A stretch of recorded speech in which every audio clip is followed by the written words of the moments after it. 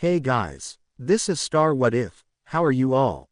Please support to subscribe this channel for watching new interesting stories. So in this video, we will see what if Harry's Hogwarts adventure became a trope explosion.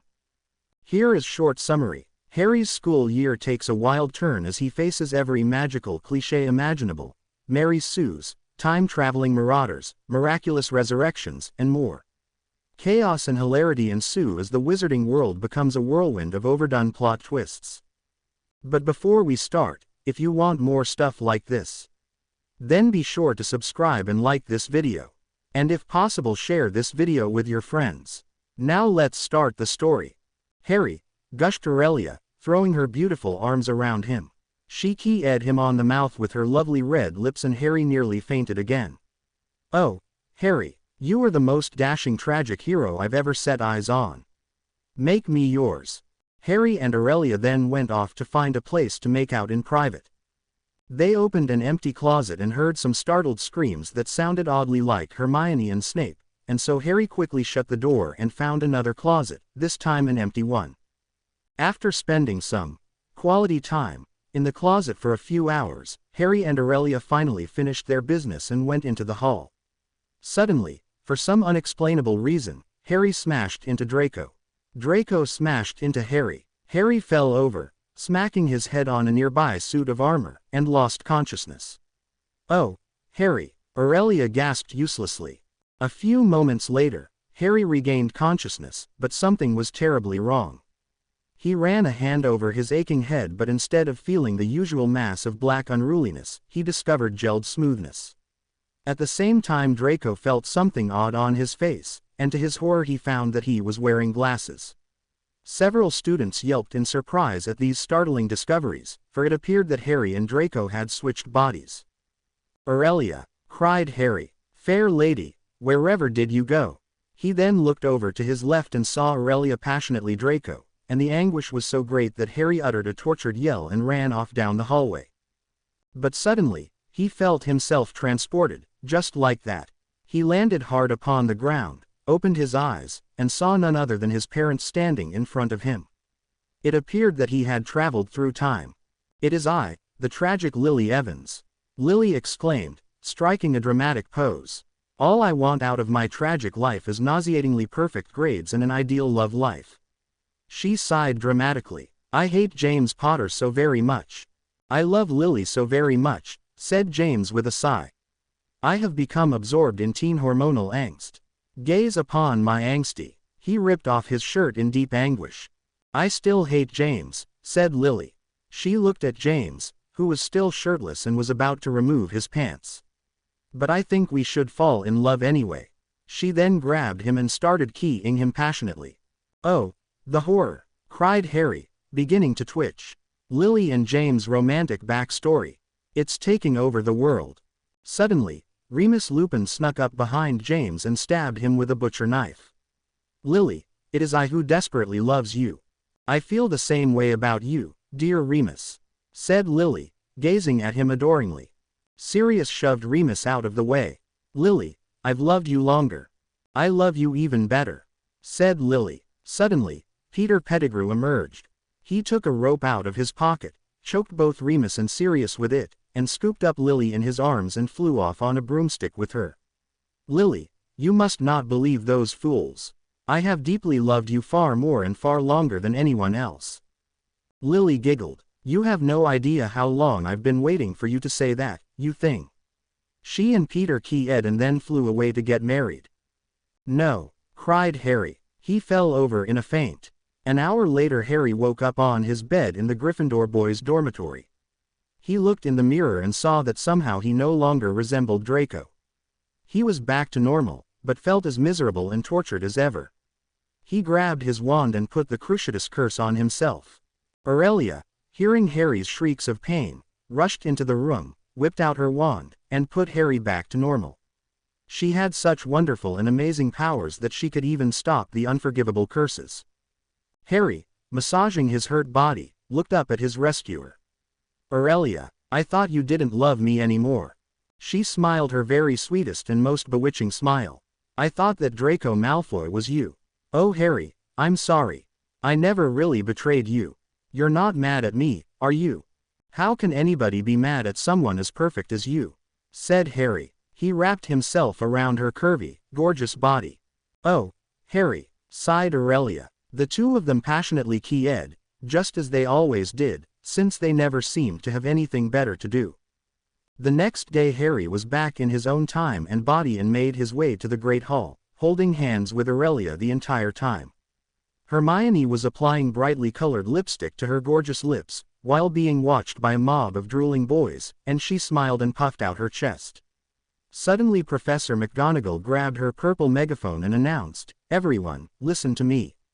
A horrible mistake was made over 5 years ago because Hermione is actually a Slytherin." Hermione cheered and Snape sidled over to key her.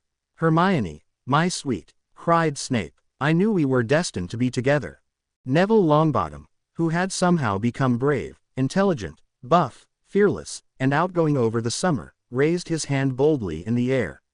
"How the hell did you guys manage to make a mistake on what house Hermione's in?"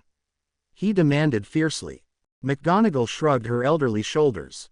"That kind of thing happens when we have an old geezer for a headmaster."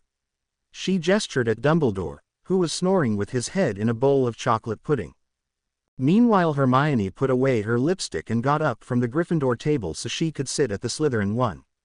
Various Slytherins, mainly drooling boys, happily greeted her. "Can you believe what just happened?" Harry whispered, nudging Dean Thomas. "And look at Malfoy's face." "I would be able to see if Hermione's chest wasn't blocking the view," Dean replied. Draco Malfoy, as Harry had noticed, was staring avidly at Hermione with an enraptured look in his eyes. "Hermione," he cried dramatically, "I have suddenly realized that I desperately love you." Snape put a protective hand on Hermione's shoulder. "Stay away, young Draco. She's mine." "Draco, you're not trying to abandon me, are you?" Ginny asked anxiously. Draco stroked her newly acquired hair and kissed her. "No, my dear love. But you must understand, I love Hermione too, and I must have her. Over my dead body," yelled Snape. He smacked Draco upside the head and Draco instantly passed out. "Oh, Draco," cried Ginny, flinging herself beside his unconscious body. "I promise you I shall never leave your side." Suddenly, Tom Riddle popped out of a nearby book with a puff of smoke. "Ginny," he implored dramatically, "I must let you know that I desperately love you. Why oh why did you let that nasty Harry Potter get rid of me?" Ginny stood up and threw her arms around him. "I was unconscious, my dear most darling Tom. Otherwise I would have. Then you love me even though I'm evil and have a bad hairdo." She kissed him. "Of course, I've been wanting to tell you for years," Tom beeped in a dramatic manner.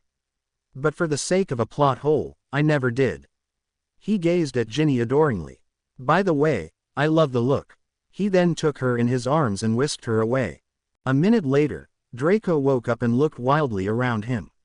"Where did my dearest Ginny run off to? She said that she would never leave my side." "Oh, she ran off with Tom Riddle," said Hermione, who knew all of the castle's hottest gossip. "It appears that they had been secretly in love for years and have finally hooked up. They disappeared a few seconds ago. It's a pity you just missed them." "What in the name of Merlin's beard?"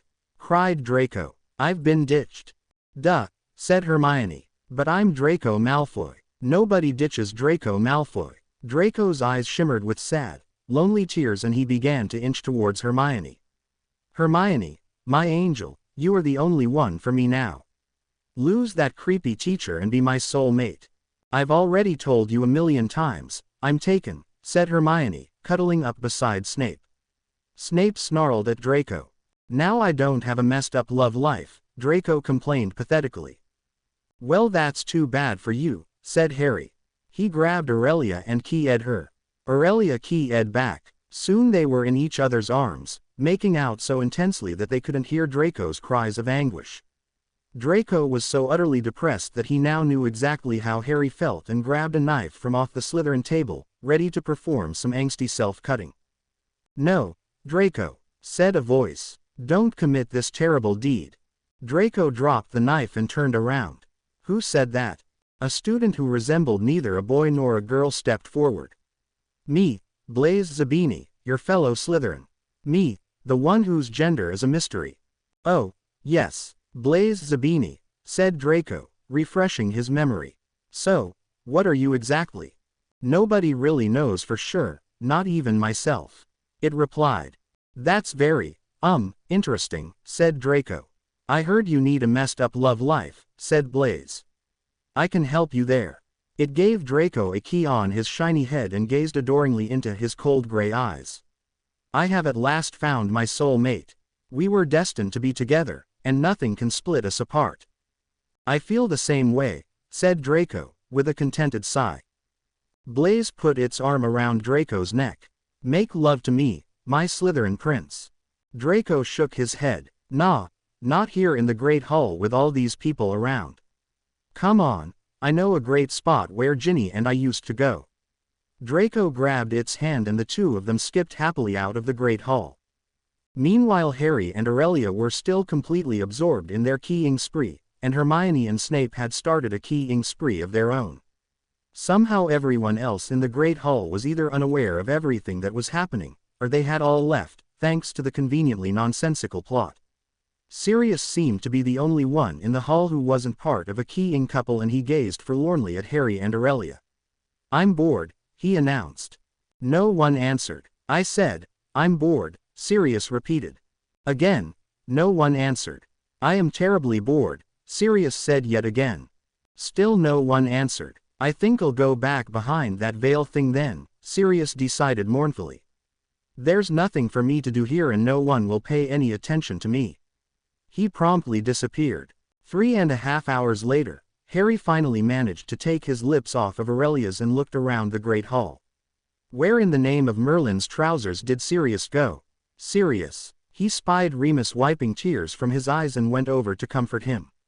Remus, what's wrong? Sirius left. Remus bawled, letting out a huge sob. He decided that life was boring and so he went back behind the veil.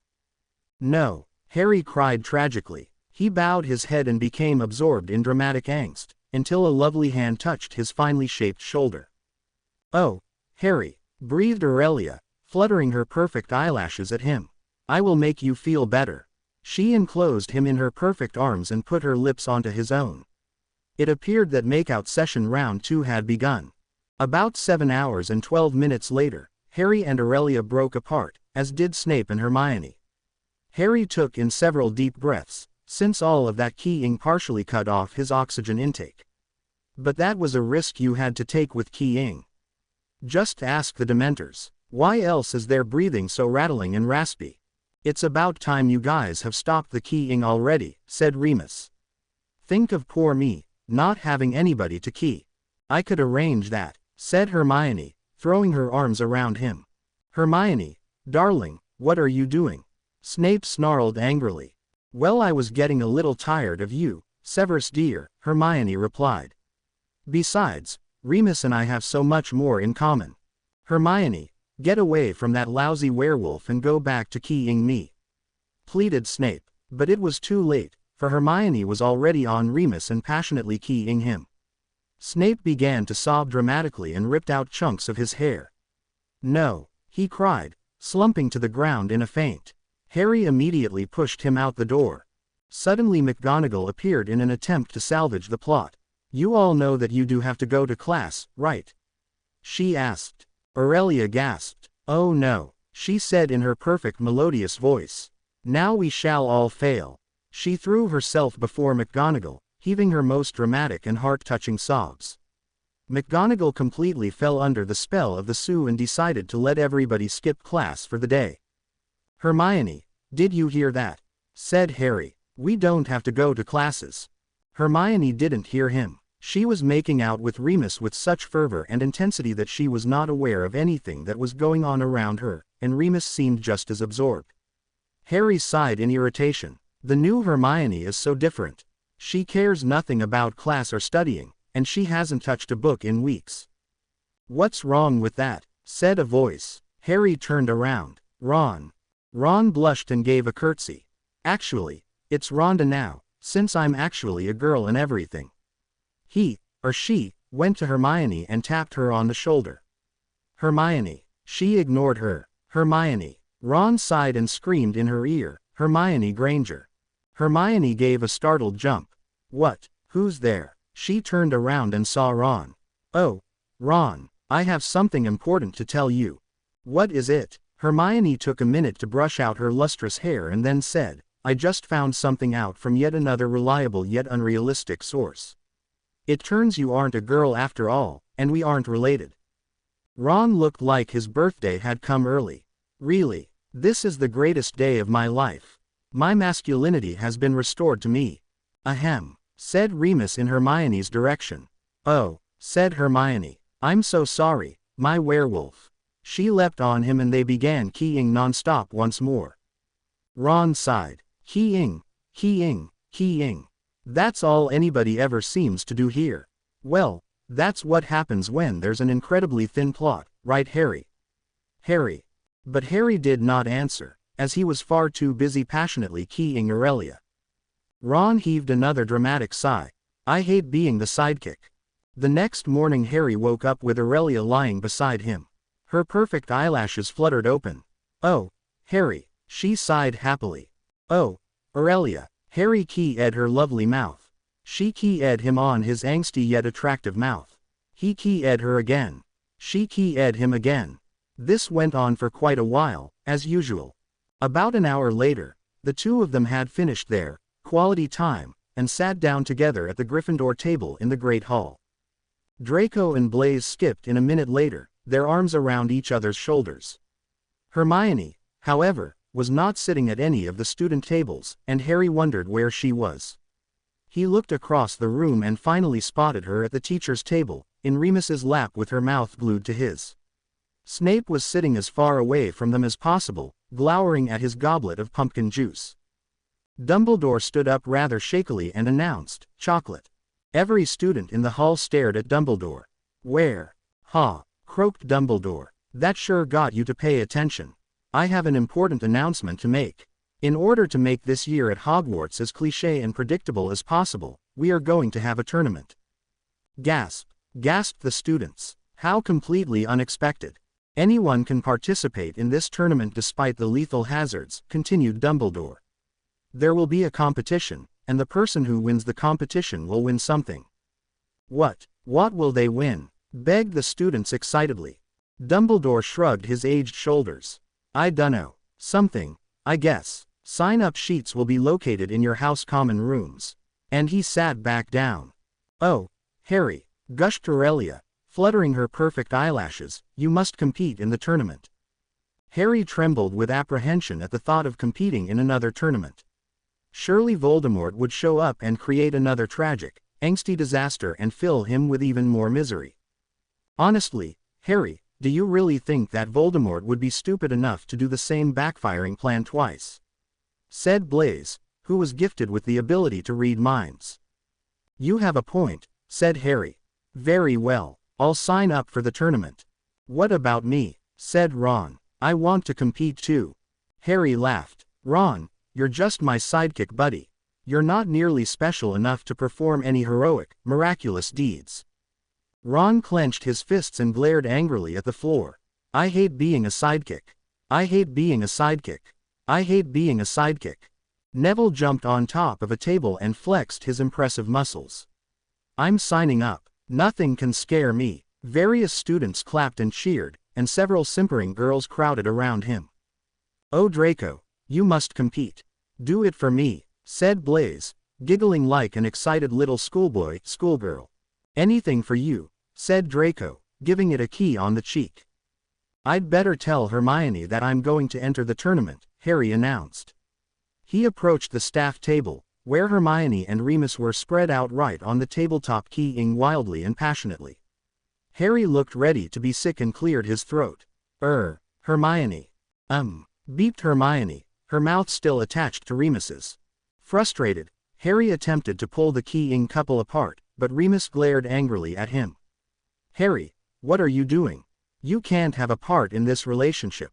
Now go away." He splashed a goblet of pumpkin juice at Harry and immediately went back to Hermione. "Well, so much for that," Harry said. "Who needs Hermione anyway? She's just a useless bimbo now." He found Aurelia, took her by her beautiful hand, and went into the Gryffindor common room, where students were excitedly crowded around the sign-up sheets. Neville was on top of a sofa doing some sort of victory dance. I rule. Go me. I have nothing but extreme confidence in myself. Harry picked up a quill and wrote his name under the list of people competing in the tournament. Oh, Harry, squealed Aurelia, giving him a tender key. Being the hero that you are, I just know that you're going to win. Thanks, my darling Aurelia, said Harry.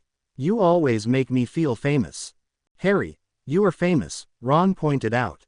Quiet, Ron, shushed Harry. You're only the worthless sidekick buddy. You can't have any lines. Ron glared at his friend and retreated into a corner. Harry seems to think he's so great with his fame and his scar and his nauseatingly beautiful and perfect girlfriend. Well, I'm going to enter that tournament and beat him. Sorry, Ron, but no can do, said Neville, who had stopped his crazed sofa dancing. The tournament rules clearly state that no sidekicks are allowed to compete. You'll just have to sit in the audience and sullenly cheer on all the lucky students who are enjoying your missed-out opportunity. He clapped Ron apologetically on the shoulder and went to steal some butterbeer, being the daring, fearless person that he is. Ron sat down on the floor and plotted to himself for a while. An evil smile slowly spread across his freckled face. If I can't compete in that tournament, then I shall do the next best thing. Harry and Aurelia left the common room and went to find a good place to make out and spend quality time, since nobody ever attended classes anymore. Let's try Snape's classroom, Harry suggested. We can get physical together in a giant cauldron. Aurelia giggled and snuggled up to his shoulder. Oh, Harry. The two of them entered the potions classroom and began passionately keying in one of the cauldrons, when the door banged open and somebody barged in. Startled, Harry and Aurelia drew apart. The person's black robes swished poetically as he glided into the classroom and an awful scowl contorted his face. Obviously it was Snape, in a more horrible mood than usual. Why, he muttered to himself. How could this happen? He paced in front of his desk, his face in his hands. Harry and Aurelia exchanged confused glances. He apparently had not noticed them. Bursting in on my happiness, just like that, growled Snape, smacking his hand on the desk for emphasis. Harry started to get nervous. Perhaps Snape had noticed them after all. The potions master continued to pace back and forth, occasionally tugging on his greasy hair despairingly. Why, oh why, I can't believe she would do this to me. Am I not good enough for her? Harry and Aurelia felt relief creep in and decided it was best to slip away, before Snape really did spot them. Using his amazing quick getaway skills and aided with Aurelia's superb, talented powers of extraordinary amazingness, Harry managed to leave the classroom without being seen.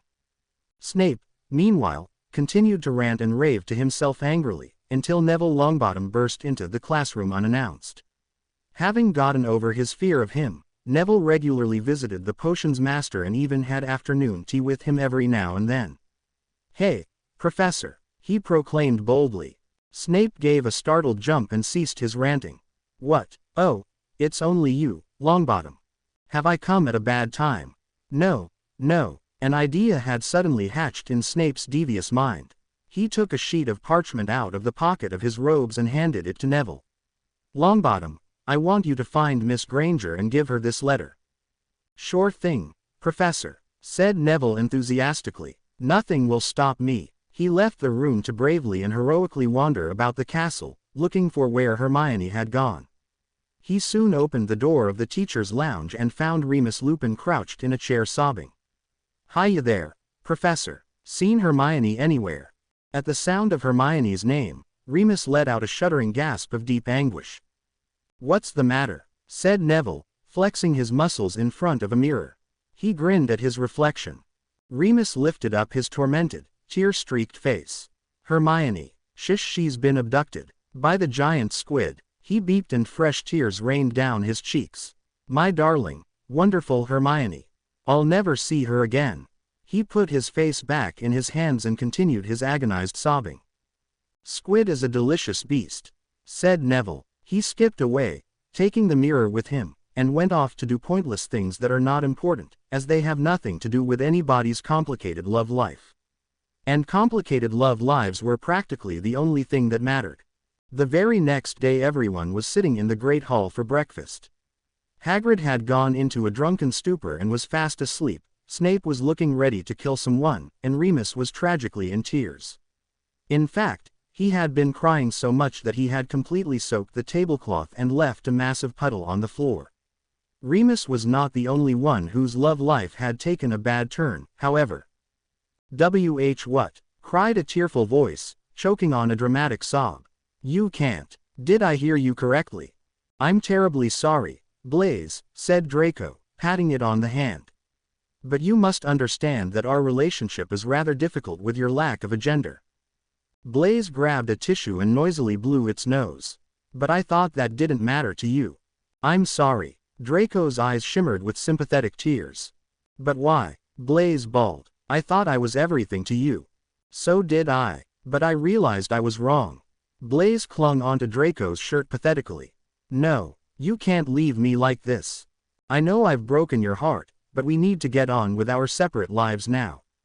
Draco pushed Blaise off of his shirt and got up and sat at the far opposite end of the Slytherin table. Ron nudged Harry. Did you hear that Draco's single now? Harry said absently. He was busy passionately keying Aurelia and clearly wasn't listening to Ron. But then, did anyone ever listen to Ron? Ron gripped his spoon tightly, seething with anger. Once again he was being shoved to the side as if he was nothing more than a particularly ugly little house elf. It simply wasn't fair. Neville struck a couple of bodybuilder poses and leapt on top of a table with McGonagall's purple megaphone in his hands. Breaking news, everyone. Draco is indeed single. Suddenly, the double doors of the Great Hall flew open with a mystic bang, and someone glided gracefully into the room. Her hair was long and silver with black and purple highlights and her dark eyes contained hints of goldish yellow. Her shimmering outfit was black with silver and ice blue gems all over it, and her skin was flawless and deathly pale. Everyone stared at the mysterious beautiful girl with their mouths open in surprise and, in the boys' case, drool puddled on the tables. The girl floated over to the staff table and stood gracefully in front of the teachers. Who might you be? Dumbledore demanded. The girl bowed perfectly. I am a new student, of course. I have never had any magical education before, but I am an expert at magic. She waved her hand in the air and Hagrid was turned into a giant neon green walrus. The teachers all clapped, and without even using a wand. Professor Flitwick squealed with excitement. I have never seen anything so amazing. I've been excited out of what little wits I possess. Thank you. The girl bowed again. My name is Silver Rose Firesnow Devrienseld.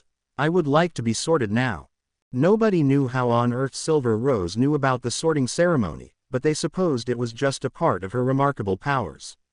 McGonagall brought out the sorting hat and set it on Silver Rose's gorgeous silver, black-purple hair. The hat was silent for a long time, and at last yelled out, Slytherin. Everyone in the Great Hall clapped happily for the stunningly beautiful new student. She smiled perfectly at them all and a couple of boys fainted. Silver Rose then took off the hat and glided over to the Slytherin table where she sat near Draco, and Draco found that he couldn't keep his eyes off of her. She smiled at him and he felt his pulse quicken rapidly. Dumbledore stood up. Well, now that that bit of excitement is taken care of, I have an announcement to make. Our tournament is going to start today. Yes, today. I know it's on ridiculously short notice, but that's just the way things work in this crazy world where nothing makes sense. Various students clapped and cheered. Hooray for ridiculously short notices. Dumbledore cleared his throat and continued. In this incredibly special tournament, we will have students try and rescue Hermione Granger from the giant squid. At the mention of Hermione, Remus's already tear-filled eyes overflowed with even more tears, and he began to bawl loudly. At the mention of Hermione, Snape did not feel the anger that he had usually felt towards her for the past 2 days. In fact, he didn't feel anything at all. He happened to look down the table and his eyes landed on Argus Filch. Argus Filch looked back at him. A smile began on Snape's pale face and it spread at a slow snail's pace, until he was openly grinning at Filch. Silver Rose, meanwhile, did not waste any time getting acquainted with Draco. She fluttered her naturally purple eyelashes, leaned over, and keyed him on the mouth. They were soon in a far corner making out passionately. Blaise stared at the two of them and its eyes filled with tears. "Oh, Draco, why?" Draco took his mouth of silver roses and looked apologetically at Blaise.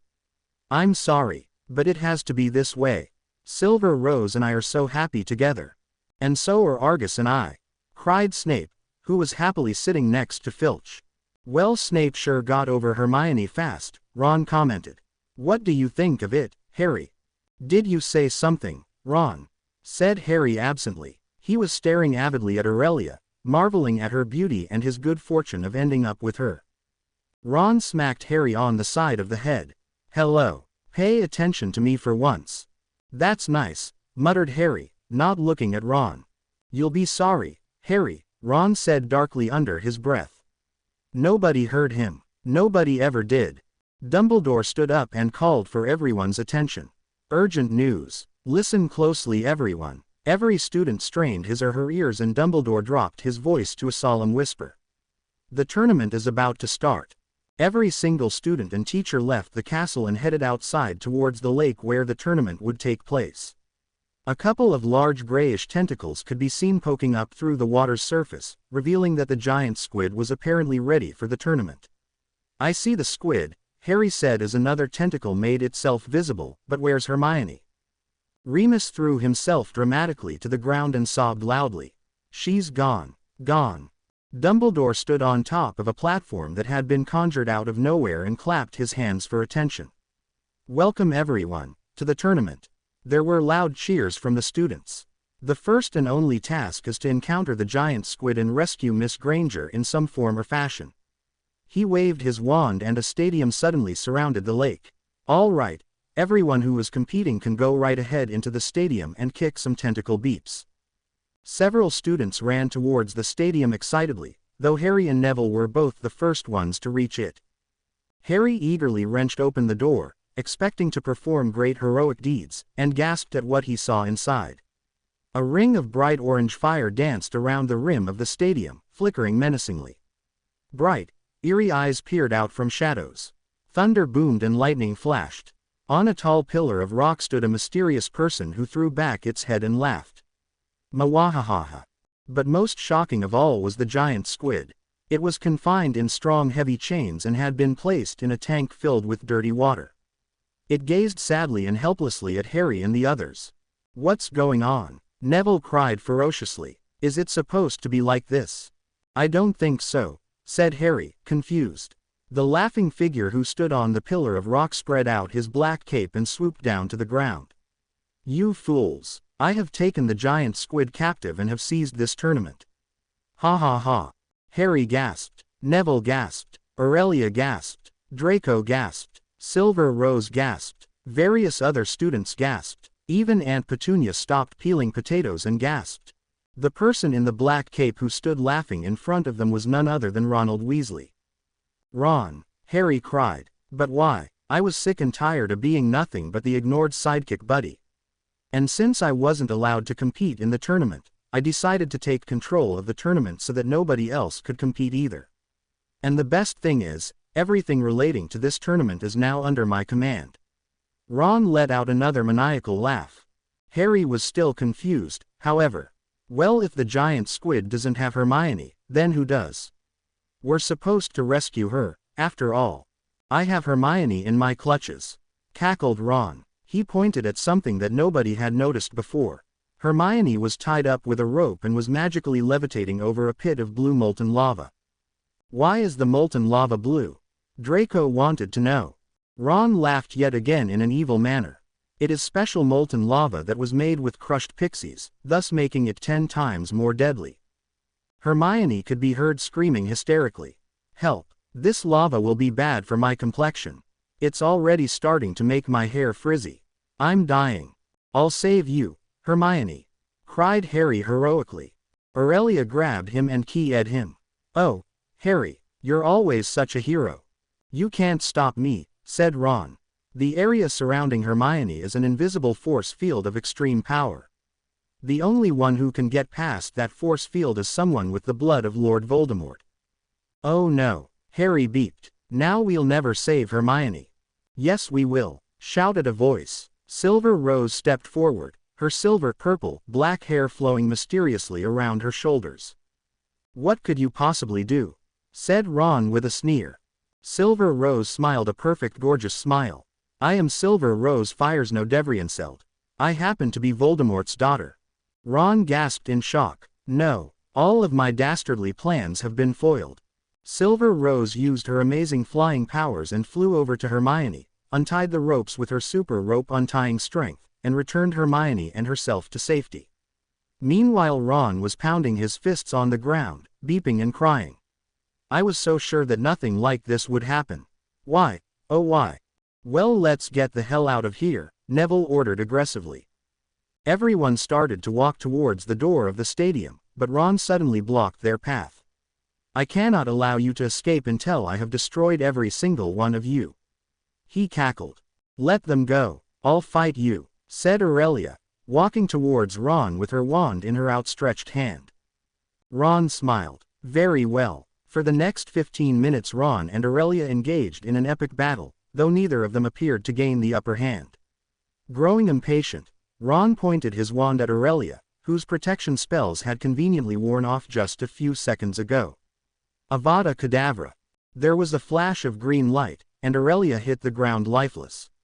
In normal circumstances, Ron would get into serious trouble for using that curse, but in a world where nothing made sense and plot holes were perfectly acceptable, Ron would go unpunished. Oh, the power of plot holes. No, Harry screamed in anguish, rushing to Aurelia's side. He held onto her beautiful lifeless body and burst into tragic, agonized tears. Hermione straightened her mini skirt and anxiously patted her hair to make sure it was all right. "Ron, I can't believe you would kill Harry's girlfriend. You know how much they loved each other."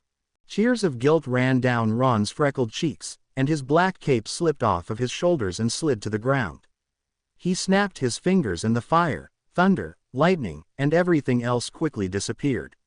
"I'm terribly sorry, everyone. I'll behave now." Harry lifted up his tearful face and smiled at Ron. "I forgive you, Ron. I will get over Aurelia's death and will find someone new." Suddenly, something that felt oddly like a key collided with his cheek. "Oh, Harry," said Silver Rose, "I think that I desperately love you." "But I thought you desperately loved me," cried Draco. Silver Rose sadly shook her head at him. "I never told you that I loved you, dear Draco. All I did was make out with you in the Great Hall." "Wait till my father hears about this," said Draco, pouting. He grabbed Hermione by the arm, much to her protest, and walked outside. Everyone else immediately followed him. "Behold," cried Dumbledore, running towards the group of students. "Draco Malfoy has completed the task and rescued Miss Granger." Hermione pulled her arm out of Draco's grasp and glared at him. He did not. Dumbledore, however, was congratulating Draco and patting him on the back. "Excellent job, Mr. Malfoy. For being the victor in the tournament, you win something." A beautiful girl stepped out from behind a hastily conjured curtain and gracefully swept back her brilliant, shining, curls. Her green-purple eyes with rainbow flecks looked out from her pretty face with its white flawless complexion, and she flounced over to Draco. "Hello, my name is something Summersparkle, but everyone calls me Summy." Draco goggled at her as if he were in a trance. Dumbledore smiled. "Yes, Mr. Malfoy, you have won yourself your very own Mary Sue." Summy linked her arm through Draco's and smiled gorgeously up at him. "I'm so glad that the winner ended up being you." The two of them walked off together to find someplace more private. "Well, that isn't fair," Harry complained. "I should have won. I'm famous Harry Potter." "But then you would have left me for that Summy girl," said Silver Rose, keying him. Harry keyed her back. She may be Voldemort's daughter, but Harry had to admit that she was the best keyer he'd ever encountered. There was a loud tutting sound from Hermione. "I was supposed to be getting a manicure today and now I'm probably late. Are we ever going to go back to the castle?" "That's a great idea," said Dumbledore, and so everyone left the lake and went back into the castle. The giant squid, still chained up, watched them sadly and let out a forlorn sigh. It isn't easy being a giant squid. Everyone was gathered in the Great Hall, as usual, since there wasn't a more creative place for them all to gather. Hermione and Remus had a joyous reunion and were now busily keying underneath the table, and Harry was in the beautiful company of Silver Rose. Harry leaned over and tried to key Silver Rose on her beautiful, perfect lips, but to his surprise she pushed him away. "Wait, Harry," said Silver Rose. "There's something that you should know. You're not actually a boy mistaken as a girl at birth, are you?" asked Harry. "No, it is something much, much worse." With a flick of her wand, Silver Rose made her last name, Devrienseld, appear in the air. Using that nifty trick that Voldemort used in Harry's second year, the letters rearranged themselves and formed Evan's Riddle. Silver Rose threw up her hands in triumph. "Behold, I am Silver Rose Firesnow Evans Riddle, the daughter of Lily Evans and Tom Riddle." Harry stared at her in shock and seemed incapable of speech. But, oh, Harry, your mother cheated on her husband Peter Pettigrew with a large number of people, Dumbledore informed him. "How else would she have had you?" "But with Voldemort," Harry cried in disbelief. "They had developed a rather intimate relationship before he killed her," Dumbledore explained. "But she soon became bored with him and became involved with James Potter. Peter found out that Lily was cheating on him, and so he betrayed her to Voldemort. Voldemort was also furious with Lily for ditching him, and so he killed both her and James." Harry stared with his mouth wide open, obviously in a state of complete shock. Dumbledore sighed. "It was time for me to tell you what I should have told you 6 years ago, Harry. Please sit down. I have told you everything." Harry continued to look completely stunned. "I never knew," he said softly. "So the real reason my parents died was because of issues concerning their complicated love lives." "So you see, Harry," said Silver Rose quietly, "I'm your half-sister, making us related." Harry fell to his knees in anguish. "No," he cried in long, drawn-out horror. "Well, that sure was unreasonably dramatic," Ron remarked. Harry slowly got to his feet and pointed a shaking finger at Silver Rose. "Since she's my sister, I no longer have a relationship with anyone." Tears started to pour down his face. "Oh, Aurelia, why can't I have you back?" "Relax, Harry," said Ron. "Since she bravely sacrificed herself and is desperately missed by her lover, she will surely come back in some unrealistic way unrealistically." Harry miserably slumped to the floor and began to cry harder. "Don't cry, Harry, be happy," said a voice. Draco Malfoy emerged with a box of chocolate frogs in one hand and some roses in the other. "It's time to feel better." He held the chocolate and flowers out to Harry, who reluctantly took them. "Malfoy, what are you doing?" "It's okay, Harry." Draco produced a large tissue from his pocket and dried the tears from Harry's face. "I'm here to heal your sadness." Harry and Ron both gaped at Draco in horror. "Malfoy, are you sick or something?" Ron asked. "No," said Draco perkily. "I feel absolutely happy and wonderful and I want to do nothing but good deeds. Ever since I met Summy, she made me see that there really is some good in me." He grinned widely at them and his teeth positively sparkled. Summy skipped over to Draco and put her arms around him. "Oh, Draco, I'm so glad to see that the good in you has been unleashed and brought out into the light. I always knew the good was in you somewhere. I am absolutely sickened," Ron beeped, grabbing a bucket in case he lost his lunch. Draco patted Harry on the shoulder. "I hope you feel all better soon, Harry." He took Summy by the hand and the two of them skipped away. Harry got to his feet. "I don't think Malfoy made me better, he only made me worse." He made a face and tossed aside the chocolate frogs and the roses. "The day that Malfoy turns nice is the day that everything has truly gone insane." "Actually, the world has been truly insane this whole year," Ron informed him. "That sort of things always happens when we're forced to make do with a practically non-existent plot." "Yes, you're right." Ron looked around the Great Hall. "Do you think we should ask Hermione to come along with us as we wander aimlessly through the castle? She hasn't really been hanging out with us much lately." Harry scowled. "It's all because of stupid Professor Lupin." Ron grinned as a brilliant idea formed in his red head. "I know what we can do, Harry. Let's break them up. Then Hermione can spend time with us." "Great idea," said Harry. "But the problem is that they're so absorbed in each other. We'll have to distract Professor Lupin from Hermione." "I never thought of that." Now what do we do? I can help you, said a feminine voice. A young woman slid into the great hall. She had long brown hair that sparkled with tiny stars. Her eyes were blue, navy, turquoise, cerulean, cobalt, sapphire, and her lips were bright red and perfectly formed. She shook out her lovely hair and said, I'm a new teacher here. My name is Lavendella Midnight Shine. Hello, Professor Midnight Shine, said Harry, who couldn't help staring at her beauty. Please call me Lavendella. I heard that you need some assistance in your plan to break up your best friend and your teacher. I can help you there. Great, said Ron. They're over there. He pointed at a corner where Hermione and Remus were still passionately keying, unaware of anyone else. Lavendella glided over to Hermione and Remus and cleared her throat melodiously. Remus broke away from Hermione to gaze at her, and Lavendella smiled at him perfectly. Hello, I'm Professor Lavendella Midnight Shine. I'm new here and I have no idea what to do. She giggled. I need someone to show me around. I'll gladly do that, said Remus enthusiastically. He shoved Hermione away, grabbed Lavendella by the hand, and walked away with her.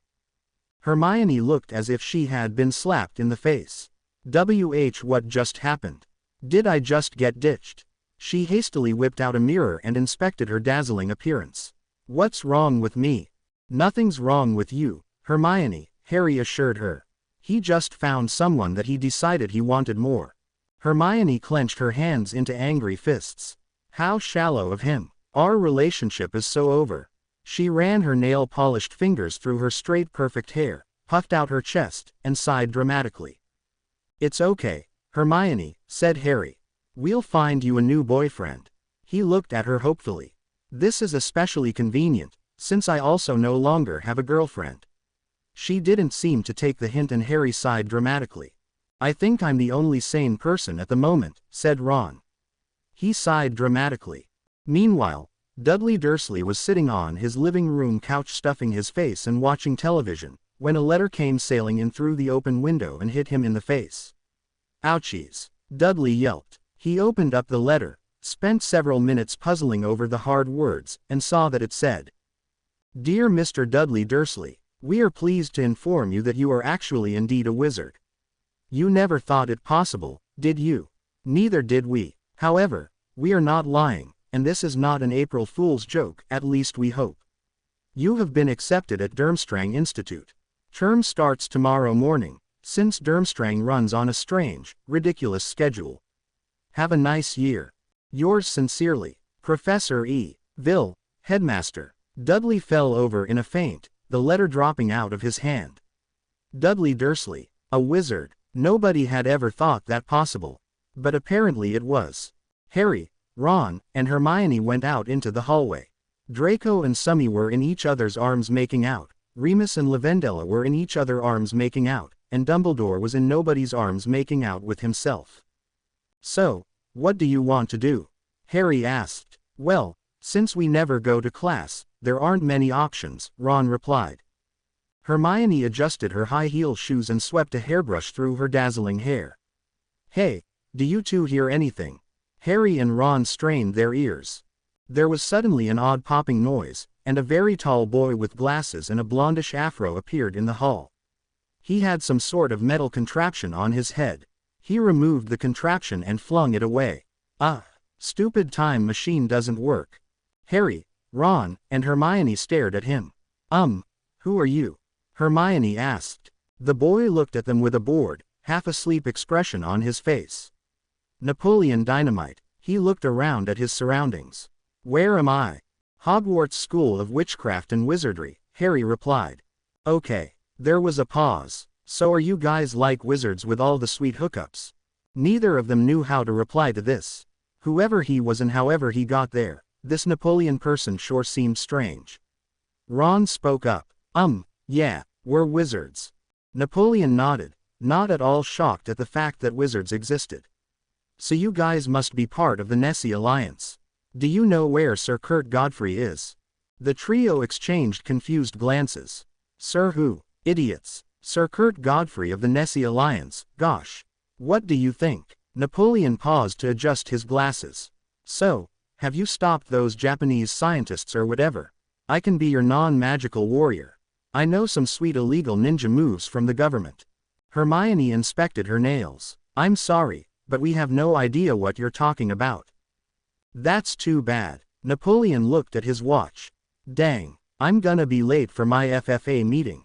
How do I get out of here? You can't, spoke up Blaise Zabini, who happened to know nearly everything. You cannot disapparate on the Hogwarts grounds. Okay, said Napoleon simply. He looked at Harry. So you guys must have all sorts of sweet mythical creatures. Do you have any ligers? Any what? Said Harry. A liger. Gosh, it's pretty much my favorite animal. No, I've never heard of a liger.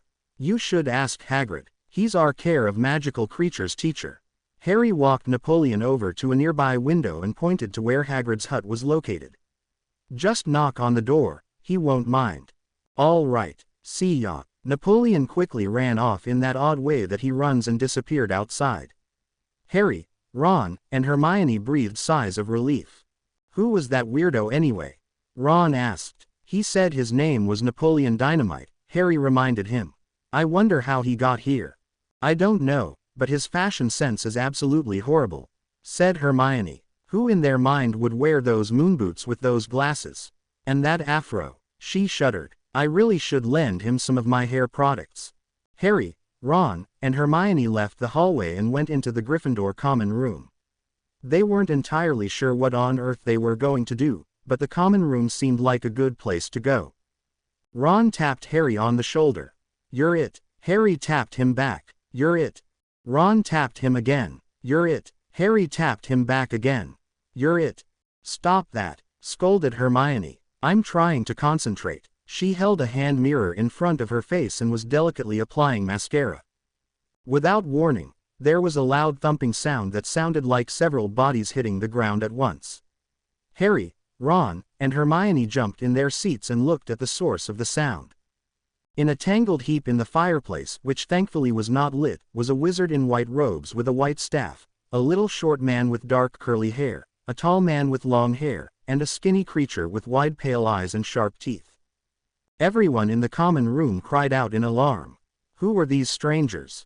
The man stood up and brushed himself off. I'll never get this dirt out of my beautiful clothes. Gandalf, I told you not to take that left turn. But did you listen? Be quiet, Legolas, snapped the wizard whose name was apparently Gandalf. He stood up and looked around. What new devilry is this? Gandalf, I'm scared, cried the short man, a hobbit of the Shire named Frodo Baggins.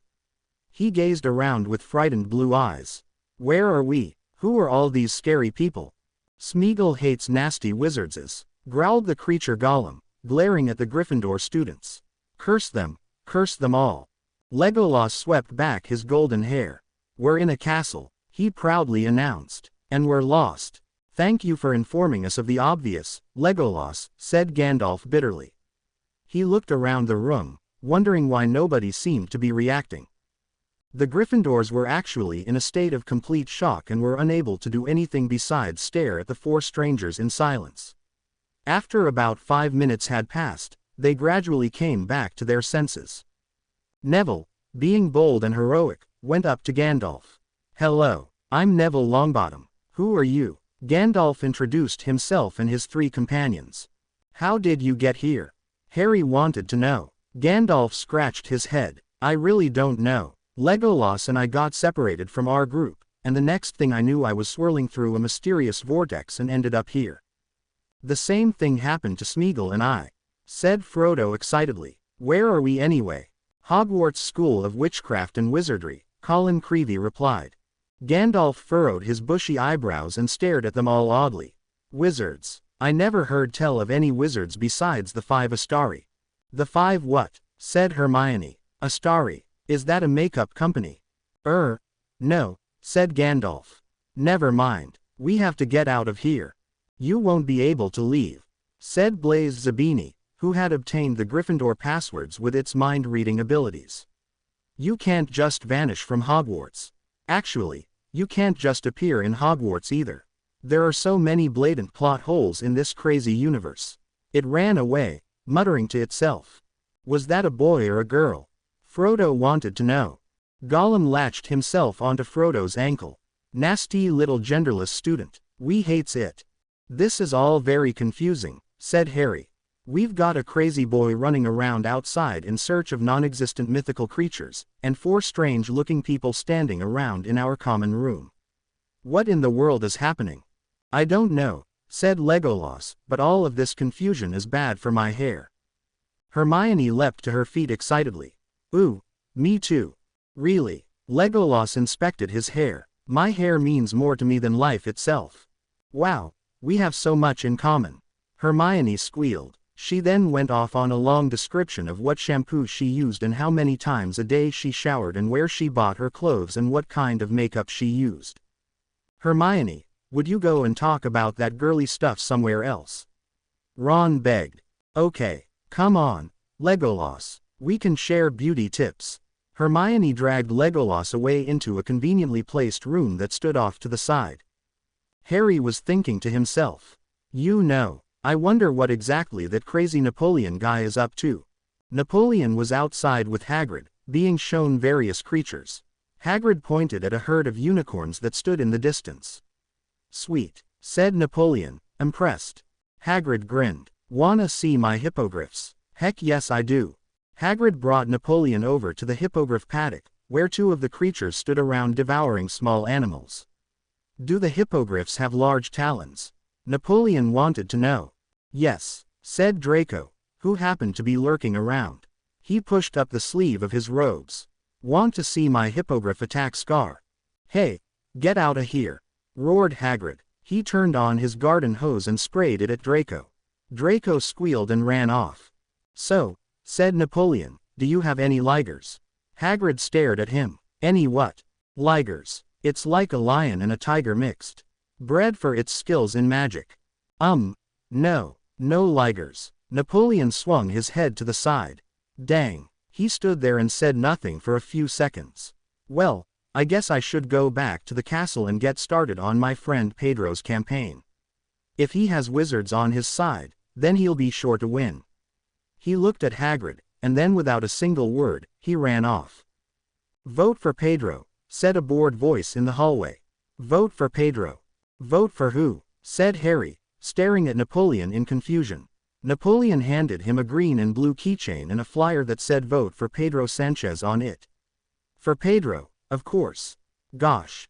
Why should I vote for someone I don't even know? Harry asked. Napoleon paused a few seconds before speaking. He'll make all of your wildest dreams come true. Really? Harry's green eyes suddenly sparkled and they shined with tears. He held the keychain close to his chest. Oh, Pedro, if only you could bring Aurelia back. So are you voting? Napoleon asked. Yes, Harry cried. Yes. He grabbed a handful of flyers and threw them around the hall. Vote for Pedro, everybody. Every student in the hall stared at him. Ron came running up and stood at Harry's side. Harry, have you gone insane? What are you talking about? Napoleon thrust a flyer and a maroon keychain into Ron's hands. Vote for Pedro. Ron looked at the keychain in disgust. I hate maroon. Here, I'll trade you, said Harry. He took the maroon keychain and handed Ron his green and blue one. You have to vote for this Pedro guy, Ron. He's some sort of miracle worker and he'll make all of our wildest dreams come true. He will. Ron's voice had gone high and squeaky and his eyes became wide and sparkling as he thought of his wildest dreams with longing. Then I'll vote. Yes, said Napoleon. Harry and Ron took some of Napoleon's flyers and keychains and started passing them out to students. If you want all your wildest dreams to come true, vote for Pedro. What a flippin' sweet slogan, murmured Napoleon. That's awesome. Incredible. Vote for Pedro. Hermione felt a piece of paper and a strange object being thrust into her hand. Vote for Pedro. What? Who's Pedro? Legolas asked. He and Hermione had spent their whole day exchanging beauty tips and he now smelled like every single shampoo ever created. It was actually quite overwhelming, and several students gagged as they walked past him. Napoleon walked over to them. Are you guys having a killer time? Hermione and Legolas stared back at him. Gosh, said Napoleon. He was about to leave but suddenly happened to notice Legolas and his appearance. He gaped at the elf. Whoa, You look like a medieval warrior. Poor Legolas didn't know how to reply to this. Well. So where did you get your costume? Napoleon wanted to know. I tried to look for one at the thrift store but they didn't have what I wanted. Legolas was now horribly confused. Costume. Hermione tutted impatiently. Let's not waste our time with this loser. Come on, Legolas, we're going to the salon in the prefect bathroom. She took the elf by the arm and walked away. While Napoleon continued to recruit voters, Harry and Ron were having an unpleasant encounter with Gollum. The twisted little creature seemed to be searching for something he called his precious. He slunk around the great hall, sniffing at goblets and students' shoes. Precious calls to us, we will find it. He crawled onto Snape's lap and pawed through the potions master's pockets. Where is it? Where is it? Ron grabbed Gollum and Harry put the leg locker curse on the creature. Gollum wailed pathetically. Smeagol just wants his precious. Why does nasty cruel wizards hurt Smeagol? At the sound of Gollum's voice, Frodo and Gandalf burst into the great hall. Smeagol, cried Frodo, throwing himself at Gollum. There you are, Smeagol. What have they done to your legs? Sorry about that, muttered Harry. He waved his wand and removed the leg locker curse. We really must leave this place, said Gandalf urgently. Find that fool of an elf and bring him here. Who's a fool of an elf? Asked Legolas, who had conveniently skipped into the great hall with Hermione. I don't want to leave yet. They offer great makeovers at this place. Gandalf grabbed Legolas by the wrist and pulled him over. We are leaving, like it or not. Now let's all hold hands. Frodo held Gollum's wrist in one hand and his other hand was grabbed by Gandalf. Legolas sulkily put his hand into Gandalf's free one. There came a mysterious whooshing noise, and then with a pop, they were gone. Hey, they can't do that, argued Dumbledore. Yes they can, Harry told him. Thanks to the lack of logic and urgent need to get rid of those four, anything can be possible. Hermione stomped her foot on the floor. But I was going to show him my lipstick collection. Why are we all in the Great Hall anyway? Asked Draco, who had just been passionately keying Summy. Because it's lunchtime, Ron announced. He, Harry, and Hermione took seats at the Gryffindor table, and food began to magically appear on their plates. The door burst open, and Napoleon walked in with several keychains tucked into his pants and a stack of flyers in his hands. Vote for Pedro. He looked around and saw everyone eating. I'm freaking starving. I didn't get to eat anything today. He went over to the Gryffindor table and sat down next to Harry. Harry sighed. Hello, Napoleon. Hey, said Napoleon. How's it going? He looked at Harry's plates and saw that it was filled with tater tots. Are you going to eat your tots? Yes, said Harry. Dang. Napoleon turned to Ron. Hey, are you going to eat your tots? No, said Ron. I hate potato products with a dark, fiery passion. He handed his tater tots to Napoleon, who tucked them into his pocket. Whatever happened to that guy in the flippin' awesome medieval warrior costume? Asked Napoleon. He left, said Hermione sulkily. She then spotted Neville, decided that he looked appetizing, and immediately started keying him. Harry sighed. Why does Hermione always have to do that? Seeing the disgruntled look on Harry's face, Draco rushed over and enveloped him in a giant hug. Cheer up, Harry. Draco the kind shall save you. And I am his partner in kindness. Squealed Summy. She ran over and gave Napoleon a hug. Summy the compassionate will aid all. Summy, said Napoleon. Are you like Summer Wheatley's alter ego or something? I'm not voting for her, you know. Summy stared at him with a puzzled look on his face. What are you talking about?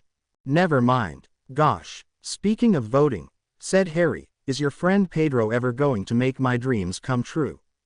Heck yes. What do you think? Said Napoleon. He stood on top of a table and lifted his face up to the ceiling. I call upon Pedro Sanchez. Pedro, do you read me? What? Said a Mexican-sounding voice. How's it going, Pedro? I need you to make someone's dreams come true. I ride my bike, said the voice of Pedro. It's a sledgehammer. Can you still hear me, Pedro? I am no longer Pedro Sanchez, boomed the voice of Pedro. I am now the Pedro. Okay, "The Pedro," said Napoleon.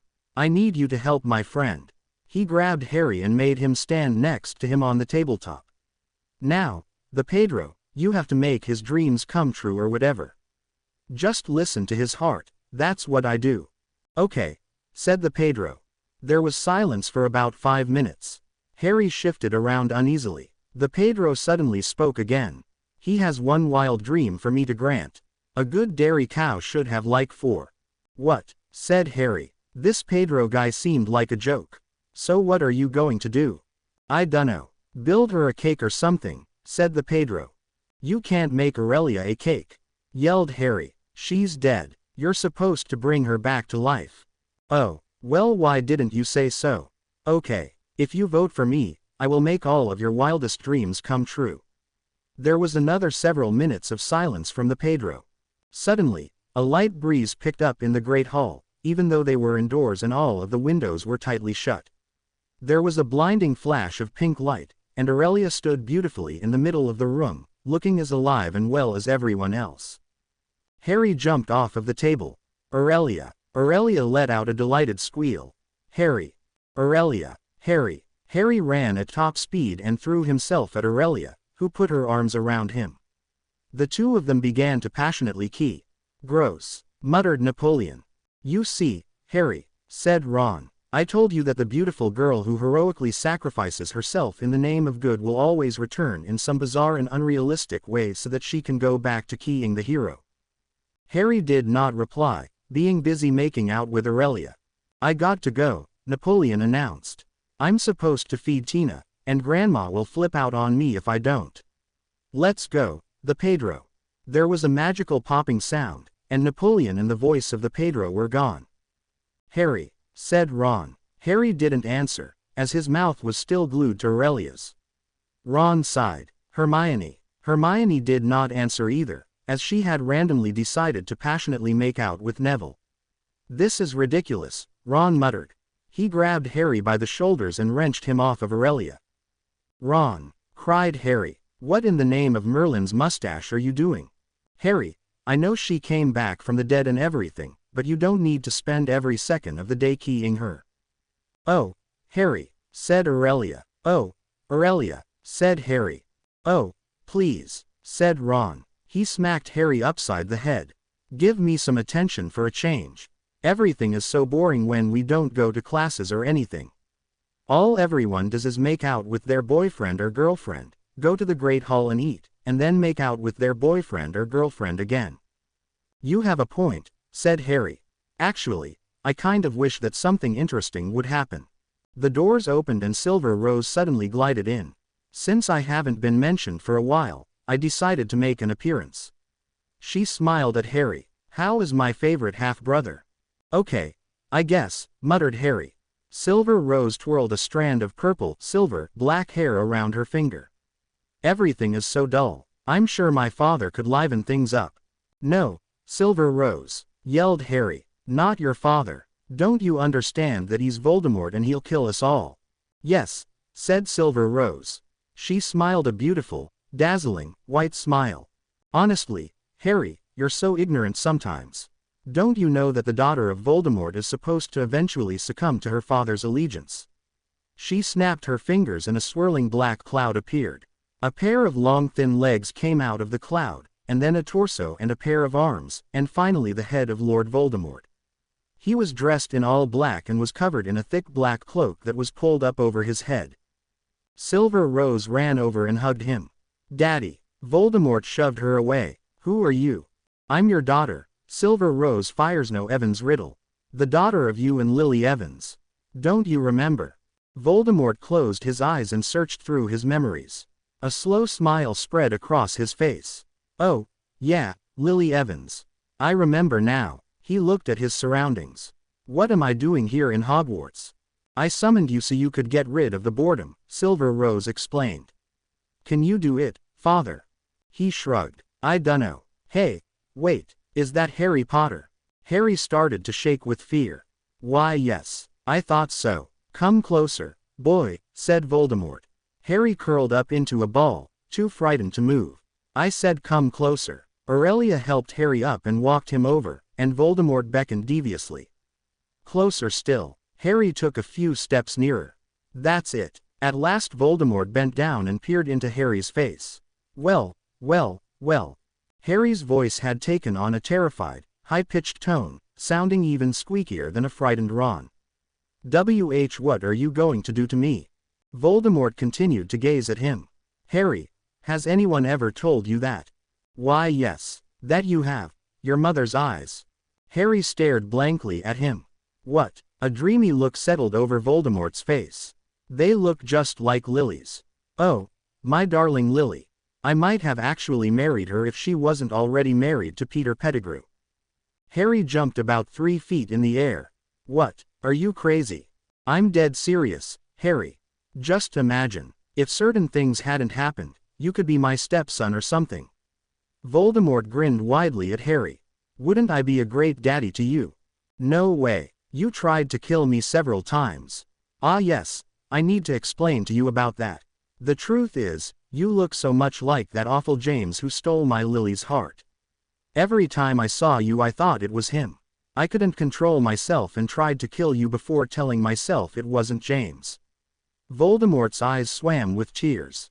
Can you forgive me, Harry? Harry whipped out his wand. Never, you twisted psycho. I bet this is all a trap. Voldemort choked on a sob. You have no idea how you've hurt me, Harry. I've always thought of you as the son I never had a chance to have, and this is how you treat me. You're evil, spat Harry, glaring angrily at him. Oh, I was never really that evil. Back when I was at Hogwarts I was a good boy. With a poof and a whooshing sound, 16-year-old Tom Riddle suddenly appeared, Ginny in his arms. I have returned after all this time of not being mentioned. In your face, Draco Malfoy. I stole your girlfriend. Draco took his lips off of Summy's. What are you talking about? Summy is right here, with me. What in the name of Merlin's tiara? Said Tom, confused. Wow, I sure missed out on a lot while I was busy not being here. Oh well. He grabbed Ginny and passionately keyed her. Voldemort stared at his 16-year-old self. What on earth am I doing here? Tom looked at Voldemort. Who are you? I'm you. In the future. No. Tom cried, stricken with dread. It cannot be. Ginny suddenly jumped out of Tom's arms. You know, Tom, I'm actually getting sick of you. I am now filled with deep, dramatic, life-scarring angst. She grabbed a knife from out of nowhere and was about to send it straight through her tragic chest. No, Ginny, cried Harry dramatically. He grabbed the knife and flung it away. Harry, my rescuer, cried Ginny. I think I desperately love you again. She grabbed him and they began passionately keying. Aurelia gasped with surprise. Harry, what are you doing? That boy sure does key the ladies a lot, commented Voldemort. He gave his daughter Silver Rose a hug. I think I should leave now, my dearest daughter. This place is way too boring due to the incredibly thin plot. Goodbye. He dove back into the swirling black cloud and was gone. Tom snapped his fingers and disappeared into a random book. Well, that was all very weird, said Ron. Aurelia started to cry. Harry is my soulmate. He would never abandon me. She went over to Harry and pulled him off Ginny. Harry, my dear, come back to your senses. Huh, said Harry dizzily. Oh, Aurelia, I'm sorry. I was caught up in the passion of the moment and didn't know what I was doing. He keyed her, and she keyed him back. Now what do I do? Ginny complained. I ditched Tom, and now I've lost Harry. Never fear, Ginny, I will be your lover, said Blaise Zabini. I now have the ability to control my gender. Sometimes I can be a boy and sometimes I can be a girl, but I'll be a boy for your sake. He grabbed Ginny and passionately keyed her. Suddenly Hermione appeared, her high heels clicking on the floor. The biggest, cruelest, most tragic crisis has struck me, she announced with much horror. Everyone looked at her in alarm. What is it? I've run out of shampoo. Hermione wailed. I need to go buy some fast. Luckily for Hermione, McGonagall decided that it was one of those days in which the students could visit Hogsmeade, and no permission slips whatsoever were necessary. Hermione pumped her fist into the air with glee, for her life had been saved. Everyone's favorite Muggle-born skipped out of Hogwarts and immediately headed to Hogsmeade, followed by Ron, Harry, Aurelia, Ginny, Blaise, Draco, Summy, and pretty much everybody else. "Hurry, everyone," said Hermione frantically. "I'm going through shampoo withdrawal and it's driving me crazy." Hermione put on an extra burst of speed, urging the others to go faster, but suddenly Harry stopped in his tracks. "The fingernail of my left thumb is prickling," he announced. "That's what happens when I can sense something mysterious and foreboding." Suddenly, a portal opened up right in the very air itself and led off a blinding yellow light. Harry and the others were just barely able to see that 4 figures had leapt out of the portal. Moments later the blinding light vanished, the portal closed up, and everyone gasped. Standing right there in front of them were 16-year-old James Potter, Sirius Black, Remus Lupin, and Peter Pettigrew. "I'm confused," said Ron. "What just happened?" "Well, they obviously traveled through time and ended up here," said Blaise, who was all-knowing. "Wasn't I just in the bathroom trying to blow up a toilet?" James said. "How did I end up in this hallway?" "I don't know," said Sirius with a shrug. "Hadn't I just got past the enchanted stairs and was peeking in the girls' dormitories as," he blushed. Never mind, you didn't hear that." Hermione sauntered up to Sirius and put an arm around his shoulder. "Wow, you're incredibly hot. Who in the name of Merlin's eyebrows are you?" asked Sirius. "Granger. Hermione Granger," she purred. "And you must be Sirius Black." "How would you know that?" asked Remus. Hermione looked at him rather coldly. "I just do, Mr. Shallow Girlfriend Ditcher."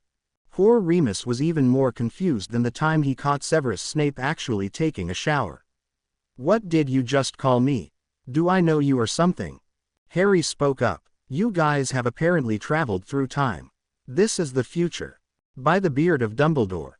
cried Sirius, gaping at Harry in disbelief. "James has an evil twin." "No," said Harry patiently. "I'm Harry, James's son." "Son," said James. "Who's the mother?" He smirked and went over the possibilities in his head. "I hope it's Lily Evans." "Actually, it is Lily Evans," said Harry, feeling rather awkward. James's eyebrows went up and he grinned. "Really? This is the greatest day of my life. I actually get to." Remus put a hand over James's mouth for a moment. "With Lily Evans." We were on our way to Hogsmeade," Harry said quickly. "You can come along." Aurelia clapped her beautiful hands and poof. They were all standing right in the middle of a street in Hogsmeade, due to one of Aurelia's mysterious hidden powers. Blaise decided that he and Ginny had some serious keying to do, so he whisked her off to a quiet clump of bushes. Summy tugged upon Draco's arm and gazed at him adoringly. "Come along, Draco," said Summy. "Let's go skip through the trees, make some daisy chains, and tell everybody about peace and harmony." "Great idea." Draco took her by the hand and the two of them skipped away singing. Have Draco and Summy become hippies or something? Ron wondered. Nobody answered him, and Ron sighed. "I always get ignored." "I understand how you feel," said Peter. "I'm sure you do," Ron muttered darkly. "You slept in my bed for 3 years." "What?" yelped Peter. "But I would never. I'm not like that." Sirius began to laugh uncontrollably. "Oh my Merlin, in the future does Wormtail really, you know?" Said Ron, revolted. "No, that's not what I meant. Are we going to just stand here in the middle of the road this whole entire time?" Harry wanted to know. Hermione shrieked aloud with panic. "Oh my God, I have to get that shampoo or else I'll die." She ran into a nearby shop and disappeared for a few minutes, then dashed back outside with a parcel clutched in her hands. "I've got it," she panted. "My life has been saved." "Good," said Ron. "Now let's get a move on."